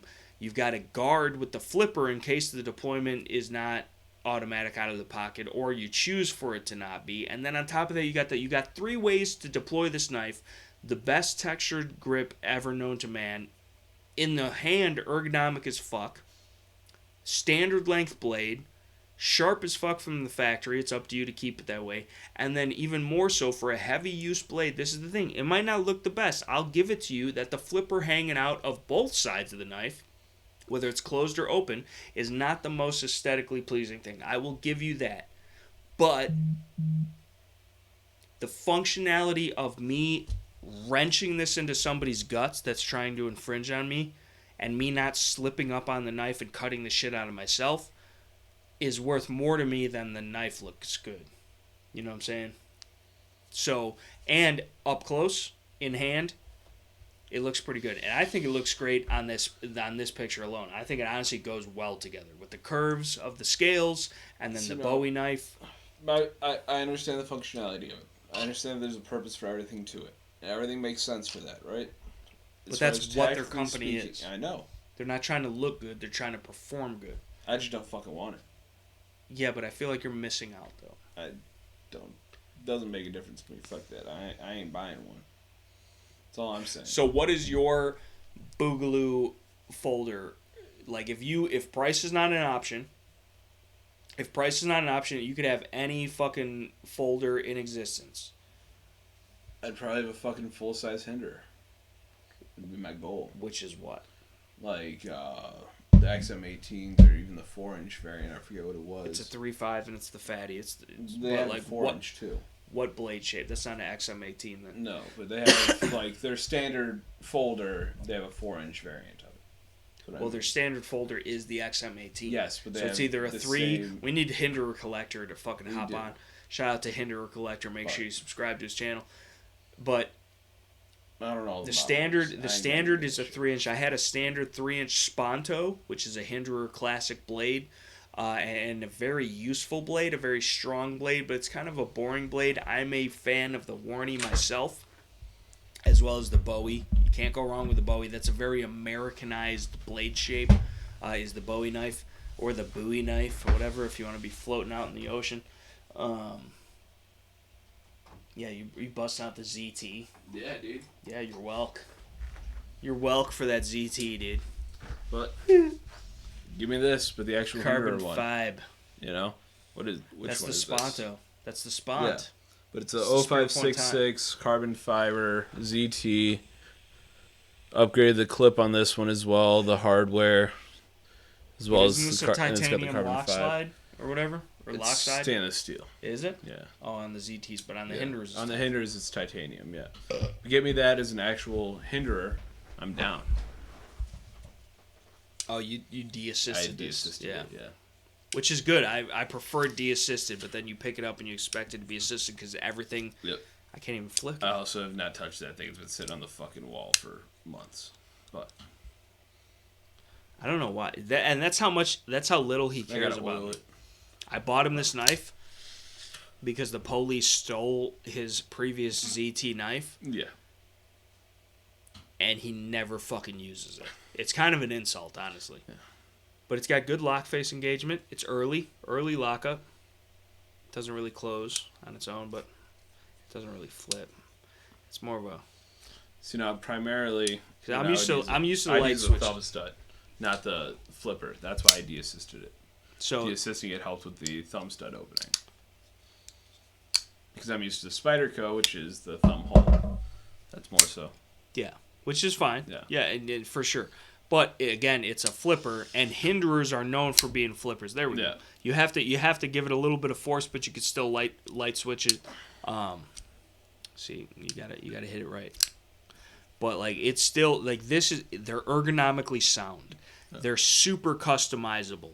Like the hinderer shit, you can replace the hardware, you can replace the clip, you can replace the fucking the scales, the standoffs, everything. Thumb studs, right, everything. You can get them with the thumb discs too. Right. And like all sorts of shit. You got the fucking hinderers. Honestly, overall, yeah.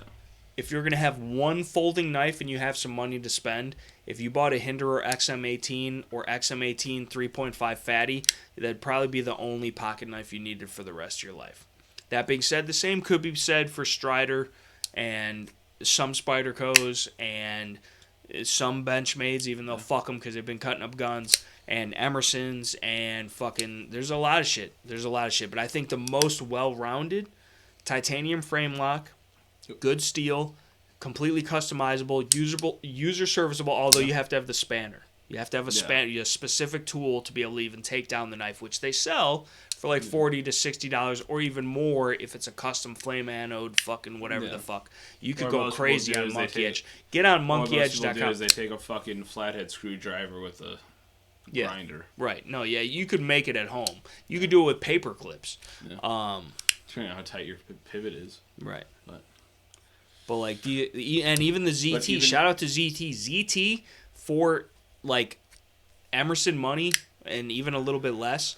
What is this as far as blade steel? S30?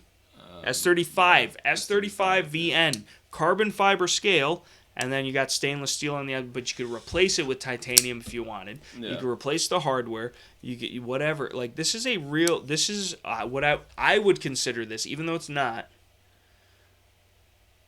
technically, as far as production is concerned. No. I would put this in the category as far as performance of a mid-tech knife. A mid-tech knife is like a semi-custom knife. I would put Emerson in mid-tech. I would put, and some people would even put Striders and XM18s and Chris Reeve Sebenzas in mid-tech knife areas because they're not fucking with a Todd Begg Bodega custom. No. But for your normal person that doesn't even know what a fucking ZT is, let alone an Emerson, a Strider, a Hinderer, a Chris Reeve, or whatever they know, Spyderco, Tenacious, Kershaw, Launch, fucking Benchmade, Griptilian, this is a whole new world. And this, for sometimes even the same amount of money, if not even sometimes cheaper money, and if it's a little more, it's a little more, but it's a much better knife in a lot of instances. Like, there's a lot... Now... And this might completely negate everything that I've said as far as this, as the actual Hinderer being my go-to. I still don't think, even if I had an actual Hinderer knife, that I would take that PM2 out of my pocket every day. Why is that? It's just, I'm so used to it. It hasn't failed me. I haven't had any problems with it. And it's just comfortable in the hands. It's easy. It's simple. But this is the thing. That's what I use every day and have for years. Maybe you've never held a real Hinderer, but like, and there's nothing wrong with the Spyderco Paramilitary 2. If I could have all sorts of clicking today. We're clickety clap. It's more of that ASMR. I don't even know where that's at now. I don't care, dude. No, it's not typing anywhere, dude. We're good. Shut it off. That's exactly. why. But the Spyderco Paramilitary 2 is a great knife, and it's very affordable. What does this cost? 160? That one 190? Sprint run was no, about a regular one. A regular one, you're talking $130. $130 still. That's 35. Yeah. Double that, you've got an Emerson. Double that, you've got a Hinderer, or a Chris Reeve, or a Strider, or a Microtech, or a Heretic, or a Medford, or a whoever the fuck, Todd Bag, Wee Knives collaboration shit, whatever you want. But for $130, and sometimes you can get them cheaper, and sometimes they're a little bit more expensive if they're sprint runs or whatever. But the Paramilitary 2, I feel like this is, to use a Nut and Fancy term, because we all grew up watching and listening to Nut and Fancy whether we liked it or not. I would say this is a Hall of Famer. Like, this is like if you're an American citizen and you don't own a 1911 pistol full size and 45 that's made stateside, you're probably a communist. I would say that this deserves a spot. The same thing with the Delica. I would put a Delica and or Endura. Delica or Endura. Probably the what? I've never had either. I think you're missing out on the Delica, because the Delica is an extremely capable knife, but it's much smaller, much lighter, and it's like a good backup knife. But like it ends up being your go-to knife, because then you want to save the bigger one for fighting shit. But then like when you're... The bigger one is the Voyager. Yeah, but still, like just for realistically... That's realistic, bro. No. That's my go-to. The Voyager's my big knife. No, but on the you know what I'm saying though. It's like as far as quantitative quality is concerned. No. Like this is, you got G10, you got stainless liners, right? Okay, no big deal. And it's basically, this is the same. Everybody wants to talk shit about a fucking liner lock. This is a liner lock, motherfuckers. It's just backwards. So it's... You don't have to put your finger in front of a falling blade to close it. Yeah, but with that, you got the guard, so it doesn't matter. The blade still falls. So does this. What do you mean? Yeah, but your finger doesn't have to be in front of it to disengage. But even if it was, I crack it, and boom, it's closed. People are idiots. Yeah, and they deserve it. Like, look, ooh.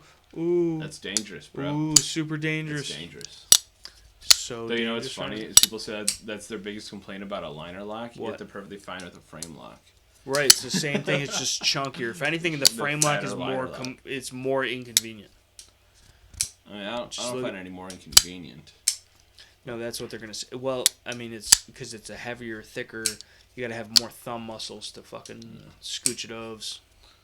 But see, like, I never really used the flipper on this. I always just went for the thumb studs, which is why I de-assisted it, because with the assisted, the thumb stud was a pain in the ass to actually actuate. Right, because it had a heavy detent. Extremely heavy detent.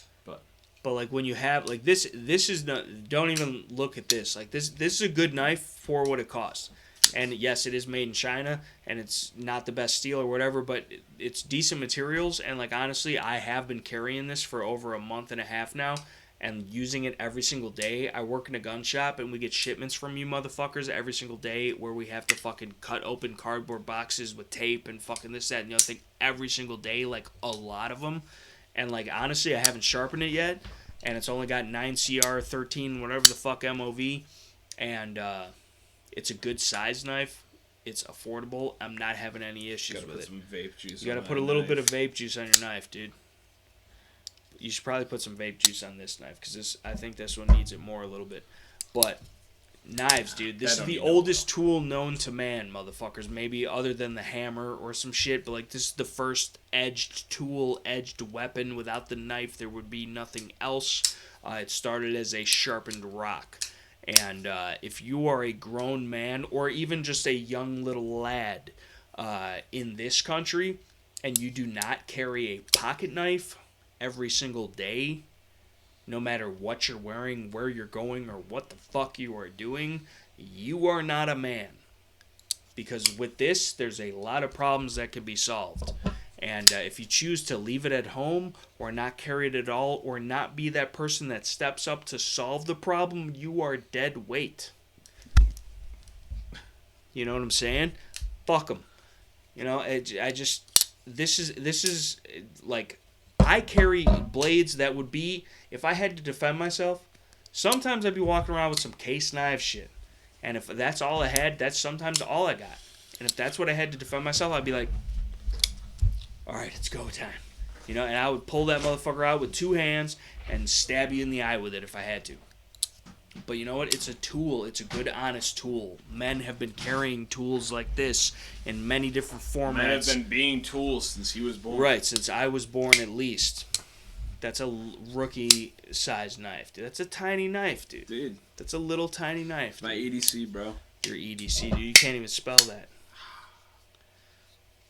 But yeah. Little knife, probably. Little knife, dude. Listen, Little it's knife, still dude. about the same size as that knife. Yeah, definitely. When you take it here and then you just bring it to there, it's like the same. Yeah, if I go here on the... Mine comes out quicker, though. Mine was way quicker. Way quicker, dude. All right, hold on. 1, 2, 3, go. Dude. Well, we're going on 3 or go, bro. All right, whatever you want. On go. 1, 2, 3, go. Wait, I was way beating you. You were faster, a little bit. Mine has further to travel, bro. Right. But you also get a much larger blade at the end of it. Yeah. So, but, I mean, either way, it's just simple little...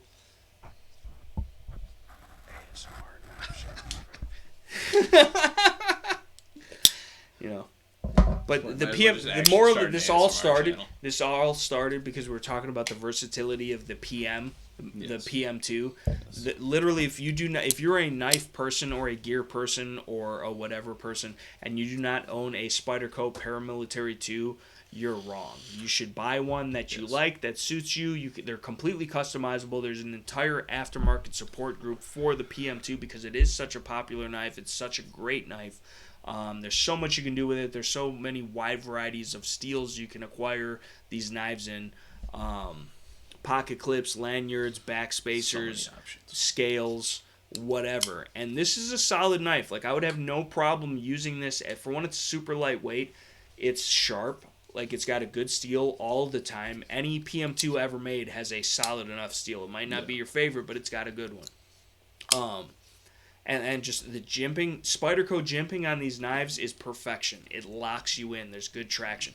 That being said, if this were to be your fucking fighting knife and whatever, it's probably not as strong as an Emerson or even as strong as a fucking Cold Steel with the Triag lock. No. Like, this is a cheaper knife, probably not even a as bigger strong as knife. this. Right. So, everything in moderation. That being said, if I had to fucking cut a motherfucker with this, I'm sure going to do it. Sure going to do it. I'll shank and slice and say, you know, I'm slicing, I'm dicing. Like, it'd be like Scary Movie 3. But the fucking... you can't beat them. You cannot beat them for the money for what it is. You should oil it. You should clean it. You should sharpen it. Nah. Is that vape juice for real? Yeah. Nice. First line, synthetic CLP gun oil. Nice. You gonna put it in your vape, see what it tastes like? Yeah, let me see what that tastes like. We're just all gonna take a break and oil our knives real Right. quick. Everybody at home, service your knives. Right.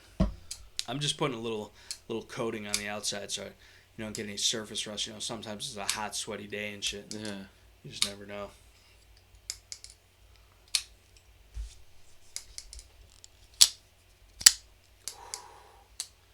Plus, mine's bigger. Look at you, dude. Mine's bigger. Getting dude. all close to my knife. Mine's bigger, shit, dude. Look at how bigger mine is, dude. Right. Hold it. Mine's way bigger, dude. It's bigger, dude. Nah, dude, mine's like Get a the mil fuck out of bigger, here! dude. No, it's not, dude. Look, You're look, fucking look. totally. Mine's bigger, dude. Look at how bigger it is, dude. Look at you trying to know, skew dude. the angs. Yeah, it is. It is bigger, A dude. little bigger, dude. Yeah, dude. Even if it's That's just a 'cause little you're bit, it still longer counts. dude. If you're talking just Listen. blade length.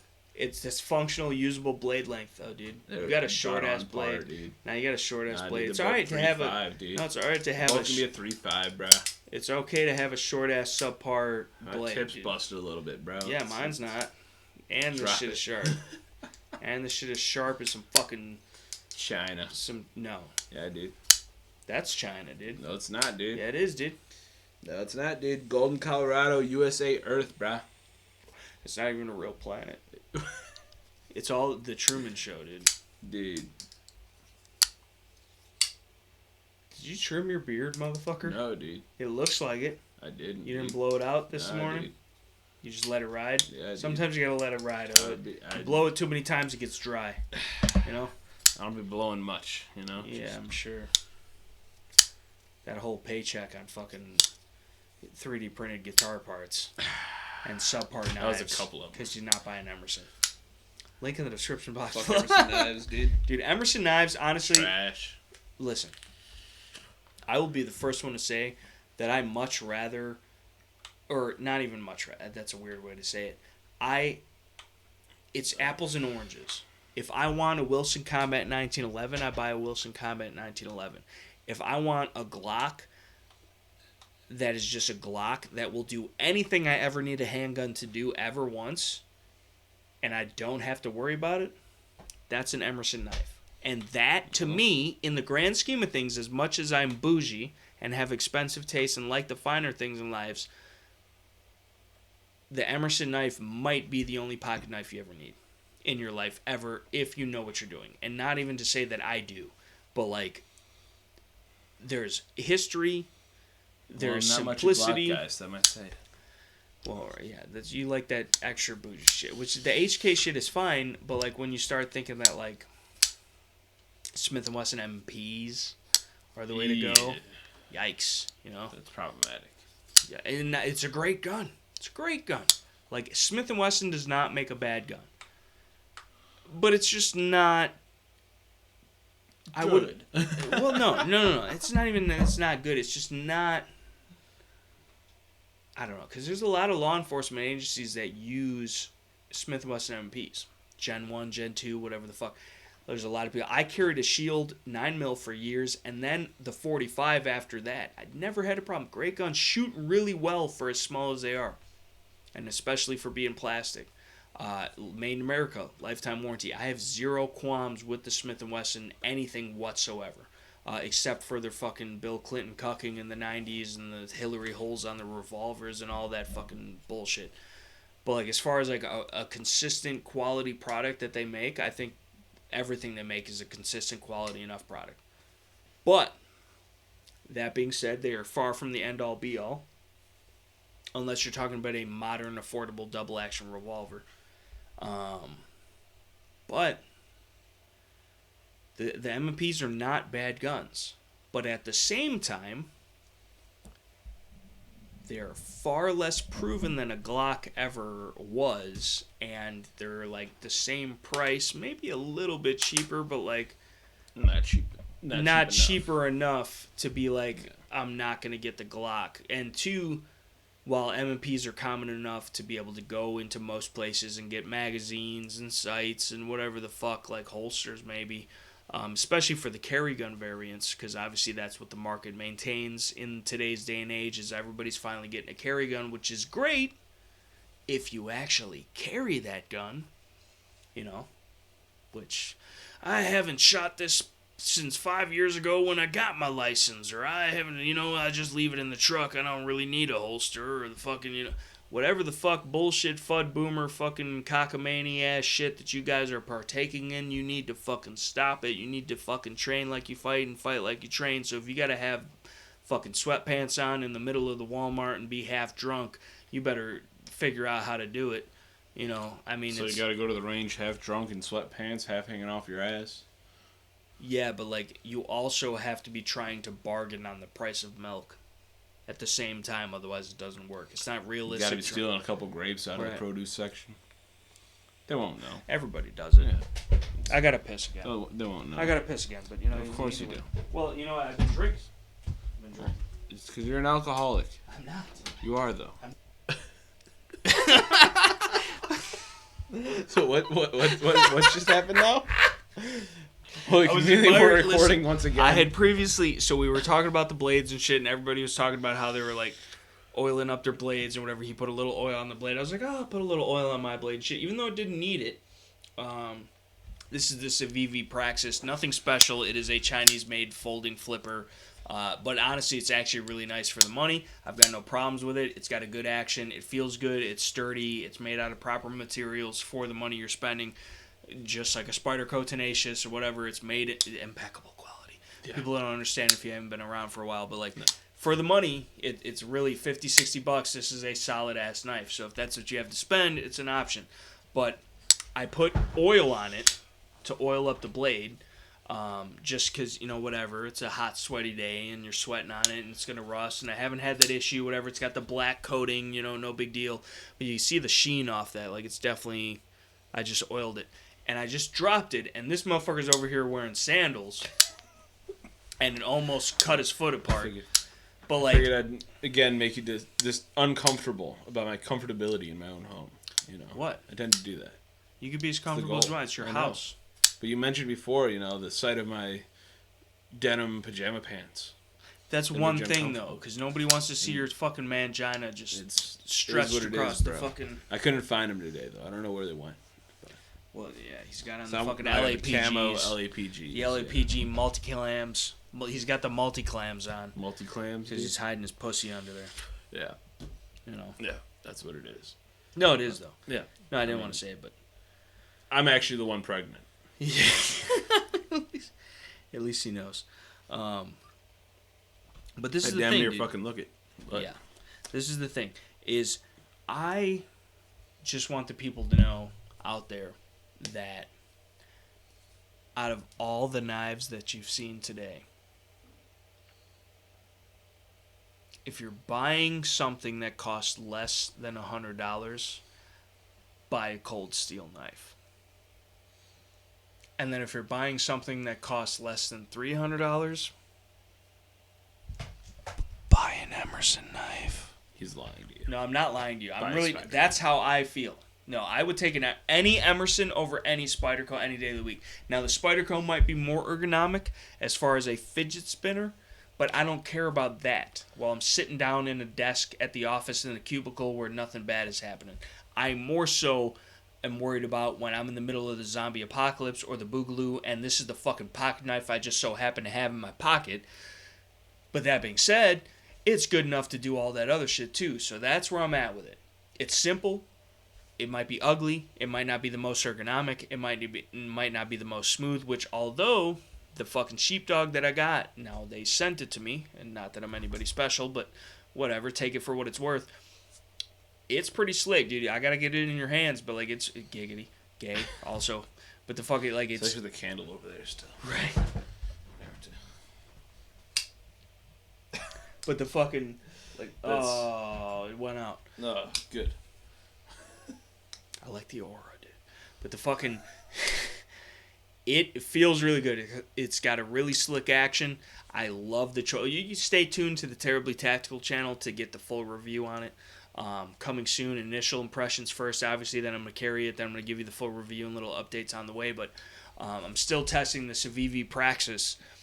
But that's holding up great for a $50-$60 fucking Chinese knife, dude. Like, I'm very impressed with it. And I use it every single day at work. Like, we unbox guns every single day at work. Like, we are cutting tape, we are cutting cardboard, we are fucking cutting down boxes all day to throw in the burn barrel. We are doing that shit on a regular day basis. And it works. I'm not mad. Like, I didn't do anything crazy with it. We're gonna do some crazy shit with that fucking the Harbor Freight shit. Yeah. We got some crazy shit. We have to baton with it. We got to start a fire with it. We got to see if it'll scrape a ferro rod. We got to have a bonfire. It's starting to get nice out. We're going to do a bonfire or some shit, and we're going to film that. And we're going to see, because honestly, I don't know if you've ever held one, but like for 25 doll hairs, it actually feels pretty legit. Like, I know it's not the Buck, and even the Buck, while a lot of people hold it in high regards, and it is a nice knife for $60 to $80. It's not a fucking knife. Bark River. No. It's not a Bark River. Motherfuckers be like, oh, I would take the Buck fucking... What is it even called? It's the Buck... The fixed blade one with the fucking leather sheath, and it looks... Ain't it? Whatever the fuck it is. They're like, I would take that over a Bark River any day of the week. You can find it at the Walmart. No, no. I'm sorry. It's a great knife for the money, but no. But yeah, and you might be able to get it done with that knife. But it's not going to be as optimal as a tool. And so that's the whole thing. You have to refine your taste to what you're trying to do. And if you don't know what you're trying to do, you can't really refine your taste. And so in that case, if you just buy a bunch of Moras, you just buy a shit ton of Moras for your fixed blades and a shit ton of cold steels for your folders, you probably save some money and be just as good. Yeah. You know, if you don't really have refined taste, as it were.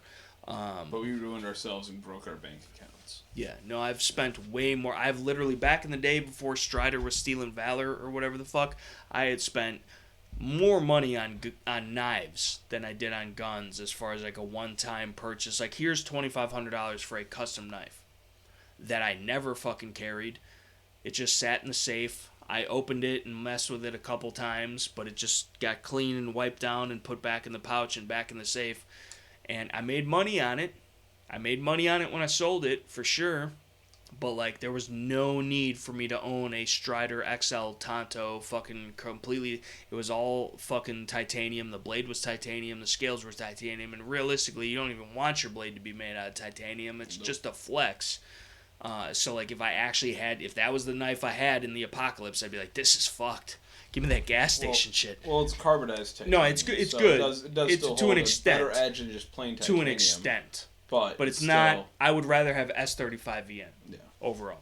So, and that's not even like a high-end steel these days. Nope. So that's like mid-grade now. That's not even mid-grade, bro. Nah, come on. That's like... You're out of your mind. It's like base model of like a good knife. Listen, I would take a 440C if it was Boss Heat treated. Yeah. So, you know, I mean, it all depends. Yeah. But either way, shout out to the old Buck and Strider collaboration. Yes. Fucking, it's a shame that fucking Strider's stealing Valor or whatever the fuck he's doing. Yeah. Like, you know, because I used to have at least have one of those Buck Striders. Dude, like, I would have. Dude, I had mixed Strider XL Customs. I had mixed Strider Monkey Edge exclusives. I had SNGs. I had SMFs. I had the Ghost Stripes. I had the Tiger Stripes. I had the Golf Ball. I had the CC. I had the fucking all that shit. I had the Legos. I had the fucking all of that shit, dude. I was all fucking about it. I got the somewhere. I don't know where, and I would like to know, because it's probably worth some money, even more so than it was back then, but I got the fucking Strider 1911 disassembly tool. I got the whole thing. Yeah. Like a Monkey Edge, I was their best customer for like a couple months. Because I was just like, oh, no way. You guys got this in stock? And I just bought it. Spartan knives, all types of shit.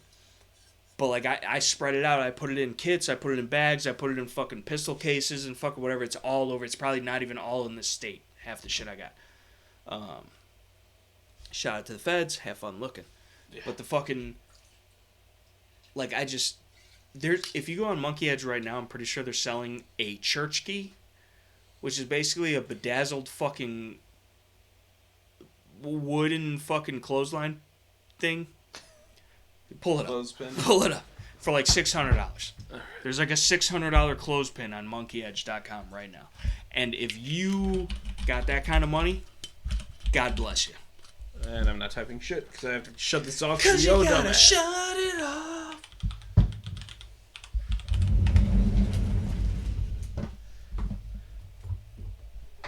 Gotta shut it off.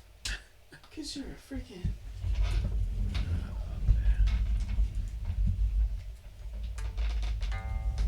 Ooh. Are those XM18 scales? What is this, dude? Trying to find this shit, bro. On $140 aluminum anodized buckle for a belt. Dude.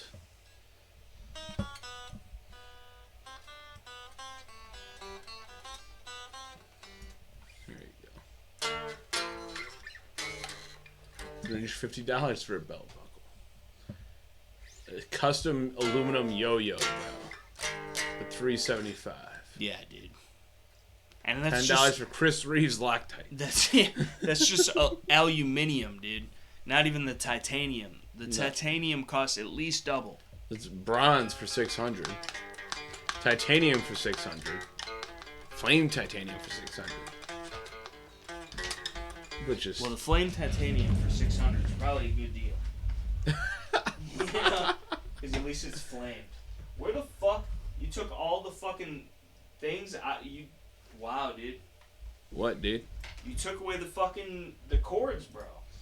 You don't want me to have an automatically plugged in cord, you little shady fuck? I can't just fucking... It's not plugged into the amp, dude. Like it normally is. Shady as fuck, dude. I want to hear your shit ass guitar I just feel entitled to my chords and shit. Entitled to your chords, dude. You wouldn't even have chords if I didn't come over.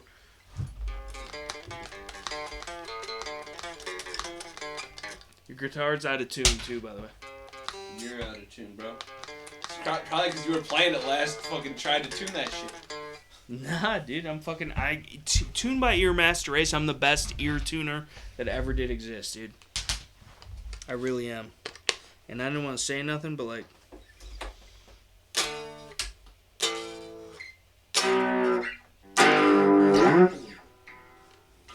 Dude, you don't even want...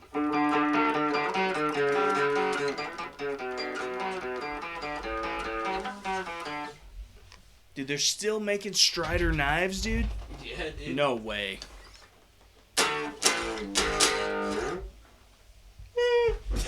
Doing a hula hoop looking ass. Oh, man.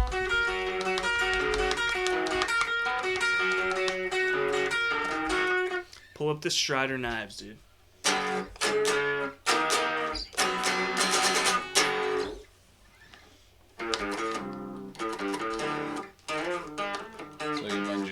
Fixed blades.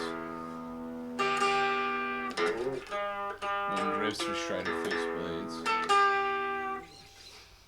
They don't have any Titanium folds. karambit. They don't have any folds, dude. Not so far. Nope. No folders.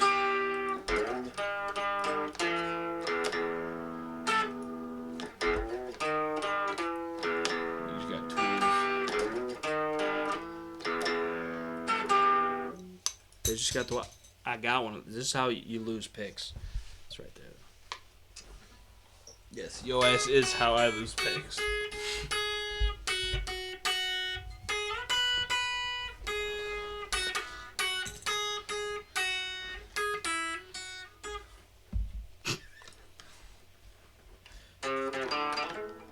What is it? The Hinderer? Or is this the Stride? This is the Hinderers. They ain't got no folders for the Hinderers either. There's a bunch of parts and they got the pens. I have one of the Hinderer Investigator pens, and it's one of the nicest pens I've ever bought. It's a very good pen. And it's only like $60 if you get like the aluminium one. Chris Reeve, though. Yeah, as the large Sabenza, the 21, I'm not a huge Nkosi fan. I like the large Sabenza, the 21, the standard one. You could do like the accents. They do like the burl accents or like the carbon fibers or whatever. That's fine. But the standard large 21 Sabenza is, I think, Master Race. And I've had one before for a short period in time. Like it was probably less than a month that I owned it before I sold it and traded it for something else. But like I loved it. They got no large. They're fit and finish on Chris Reeve knives. The sounds that they make when they open and close. That's a Smith & Wesson like 622 little 22 model 2213. Yeah. But they called it something. It was like something. It was like not the Chief Special. It was like what do they call it? It was like they got the names like the Body Card and the Chief Special and the fucking whatever. And like that's a little 22 pocket rocket, kind of like the little 21A Berettas. But that is some classy ass fucking shit, and it's got a fucking suppressor tied to it. Yeah. But like these knives, when you open and close a Chris Reeve knife, like it's a different experience. And this is some total nerd knife shit, which only certain people might be able to appreciate. But like, have you ever? No. I'm gonna have to get another one because I miss them, dude. Like they're fit and finish, their tolerancing is so spot on, and they're still amongst the knife community considered like a mid-tech knife, which is like a semi-custom knife, which is like just a better than production knife type of thing. And really, in reality, the way that they're built, it's still probably a custom level knife, but you know they're not given the respect. But it's even still like if most people don't even carry a Walmart level knife, let alone a mid-tech level knife, you know, so that's where, most people don't even have a Kershaw or nothing. Explain to the people the importance of carrying a solid knife. I mean, biggest thing is, like, most people that I know that carry knives that aren't a solid knife, right? The people that I know from high school and shit that are in construction and everything, right? They buy a knife, And either A, they never carry a knife and they don't feel the need for a knife, Right. or B, they buy a knife, they use it till it gets dull, then they just buy a new knife. You know? Which, but if you can do that, that's fine. I But mean, also, if you're buying go for it. cheap-ass fucking knives, they're going to get dull super quick. And Yeah. what happens if it gets dull in the middle of you needing to use that knife? But even that, like, their idea of a sharp knife is, like, nowhere near what I would consider to be a sharp knife. Right. You know? So they end up just, you Right. know, with the dullest knife won't cut shit, you know? But if you have a nice knife, you're more likely to take care of that knife. You're more likely to learn to sharpen that knife because you're not going to try to get rid of it. Not to mention that, but you won't have to sharpen it as much. It'll last longer. It feels better in the hand in the first place. It's easier to utilize. You'll notice that all the things hanging off it, all the fucking designs on it are just a hindrance over anything. Definitely not benefiting anything but looks if you're into looking like a douchebag. But there's just, to me, no point in a lot of this shit that's just absolute trash. Why buy trash? Why waste your money like that? But, like, what would you consider is a popular knife that is a waste of money? I don't know anything that's popular that's a waste of money, necessarily. Like a Walmart, like people are going into Bass Pro or Walmart and buying that knife, whether it be... Any of the non-110 Bucks folders. Like, Buck has, like, plastic-handled folders and shit, and, like, the little trash that's, like, $10 as opposed to $40 Buck 110. Any of those? No. Yeah, but Gerber also does it. And Gerber Spyderco does it. Yeah. Fucking... And Spyderco even... Like, you can get a Tenace for, like, 30, 40 bucks, and and that's a decent knife. That's a decent knife. impeccable quality. And I wouldn't be mad at seeing somebody carrying I'd be surprised to see somebody carrying a Tenacious. Like, just walking about, you know? You know, like, cheaper Kershaws, you know... Like the one with the bottle opener with the short blade with the screwdriver. That's a good utility knife you know? for what it is. It's, you know, I wouldn't be mad at anybody carrying one of those, the $20, $30, $40 Kershaw. It's you thought about your knife purchase, you know? It's mainly the people that are going to be at the fucking truck stop, see it in the fucking case, like, hey, I want that. Yeah. You know, or they're On at some Bud Case shit. or they're at Ace and they see that fucking bucket of the little ass motherfuckers for $1 and that's their knife. That's their knife. They carry that motherfucker. Yeah. Like, I had somebody ask me once if there was a way to get a pocket clip on one of those knives. The little motherfuckers that are this big, they want a pocket clip. Spyderco did it. To it.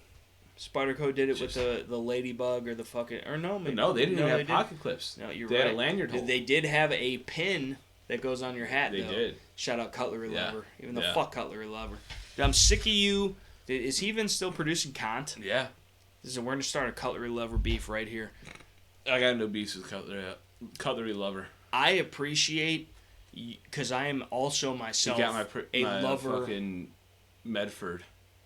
And what? Didn't produce content on it? He did. There's a video out there. What did he say? I don't know. He never did a secondary video. He just Wow. did like a first looks type Wow. video. Must have hated it. Wow, dude. Or maybe he's just lazy. Yeah, This is the thing. I appreciate you and your pretentious pontification about EDC blades. That being said, given who you are, and this is not a personal dig, but I don't know if you're really using them to their extent of what they... And neither the fuck am I, probably, right? But, like, at least I have the potentiality to do so. But, like, it's not even that. It's just... My biggest thing with the Cutlery Lover is... Because I used to tune into Cutlery Lover all the time. And I don't even be shitting on him or talking shit or whatever. And it's not a personal thing. But, like, I appreciate his tabletop. He does a good tabletop on a pocket knife. Same thing with Apostle P. You ever watched Apostle P? Apostle P does a great knife tabletop if you're into the knife gear junkie type of shit. But the Cutlery Lover would do that, and then he would also do other shit.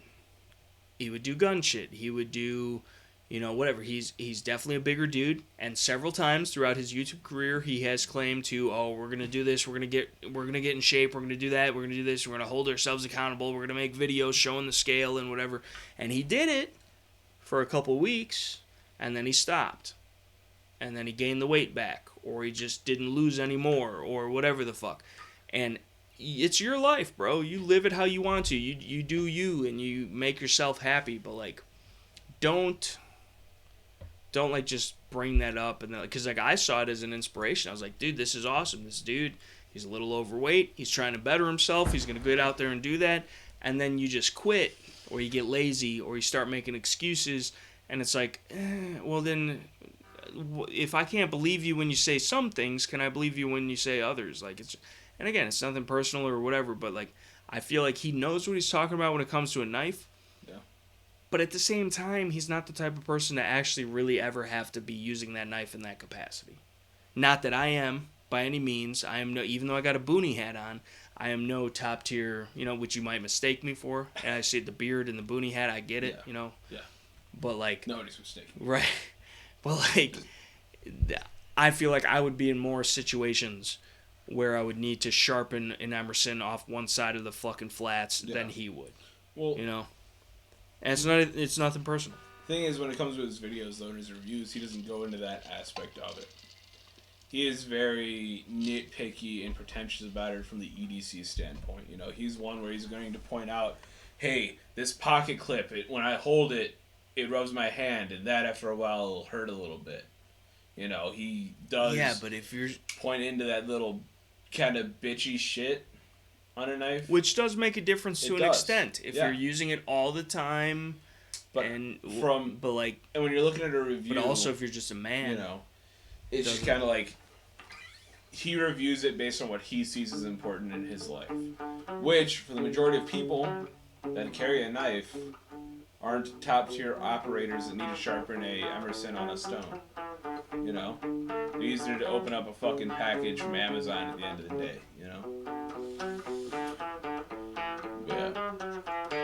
If you're buying Emerson knives just to open Amazon packages, you've done your life wrong. I don't think I've seen him review an Emerson knife. Who?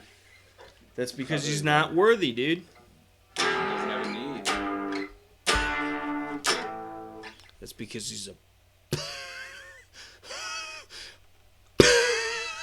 pussy. No, I'm just kidding. Shout out to... God damn it. Shout out to... So satisfying. Shout out to Cutlery Lover, though. Stop. You can't turn it up. Stop turning off my fucking keyboard rights, dude. Just strip your rights away, dude. You have no money in this motherfucker. You have no rights. Whatever. I'll levy this against it.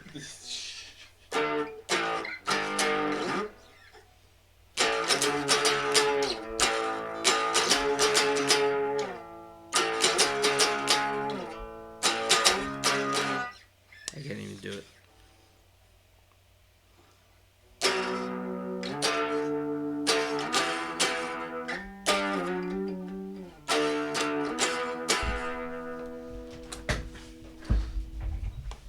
And then you put on the fucking pads, dude. Hold on. Don't just yank my cord like that in front of everybody, I dude. just yanked your cord like that right in front of everybody. Now I've got this cord tangled up in my wheels. Then I just stuck it in there, right?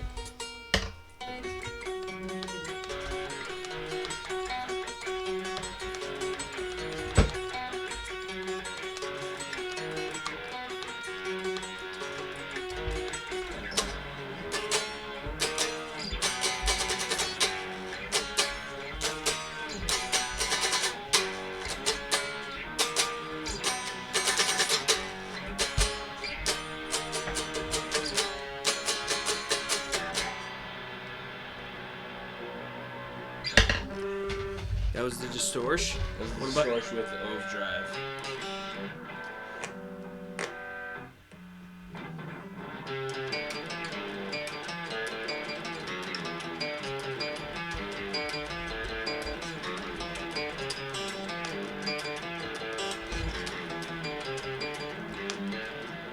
Fucked it up. I feel like that might be too much because I feel like you're losing. I feel like you need to go back to Iron Man.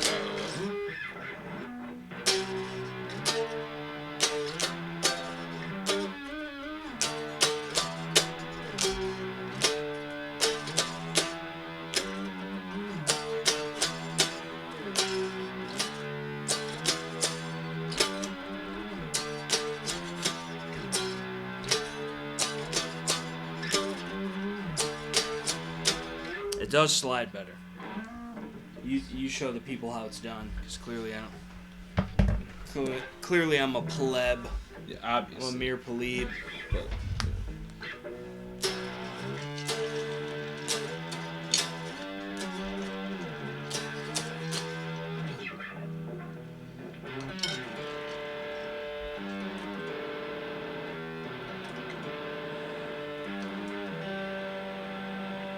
Mr. Love.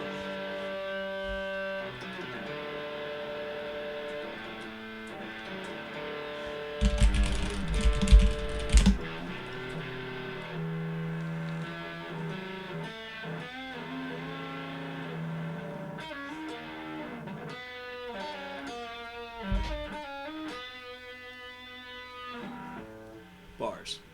But it sounds better with that. But then you can even go with just the overdrive, though.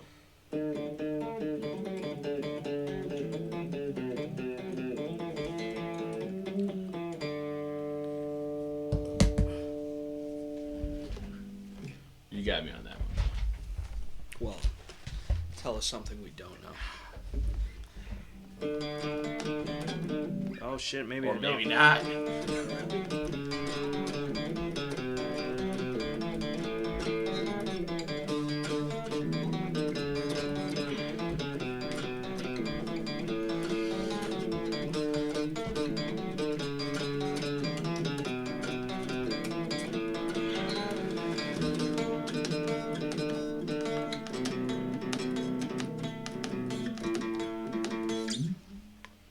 It does sound. It is different with the overdrive. Yeah, it definitely. Shout out to Parker Denny for the overdrive. Parker Denny hooking which it up. is no longer. We've talked about it previously on, I believe, the last podcast, as well as the last live chat. Currently speaking in today's day and age, and he don't fuck with us no more. No. But still, shout out to the Parker Denny. Well, he for might sure. have. I didn't just send him a link to a YouTube video. Right. I also didn't give any explanation whatsoever. Right. But I shot him the link just so you can see the support, but I never got a response. Right.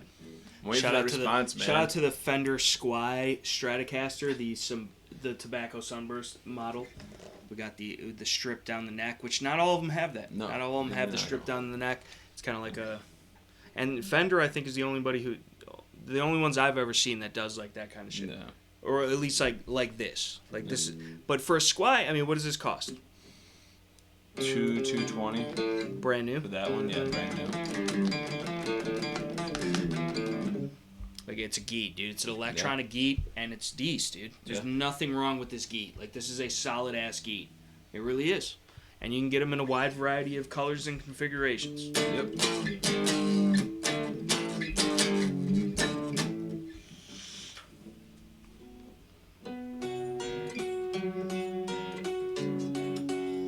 You're out of tune a little bit, I feel like. Probably.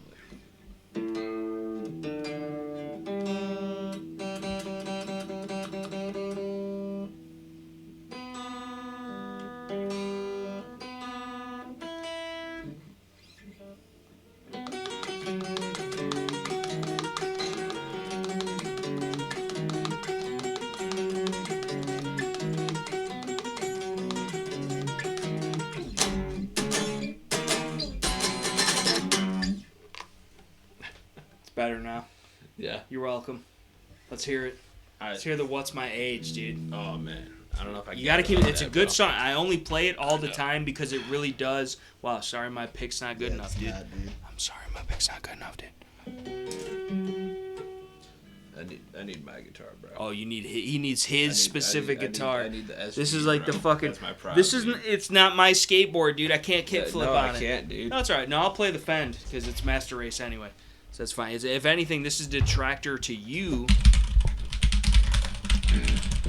This is so satisfying. I love the way this fucking feels and sounds, dude. I'm like about to come, but not in a gay way.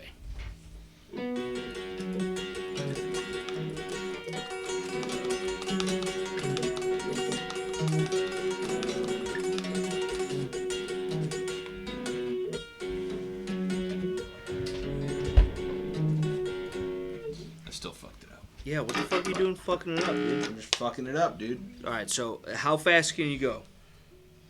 I don't even know, dude.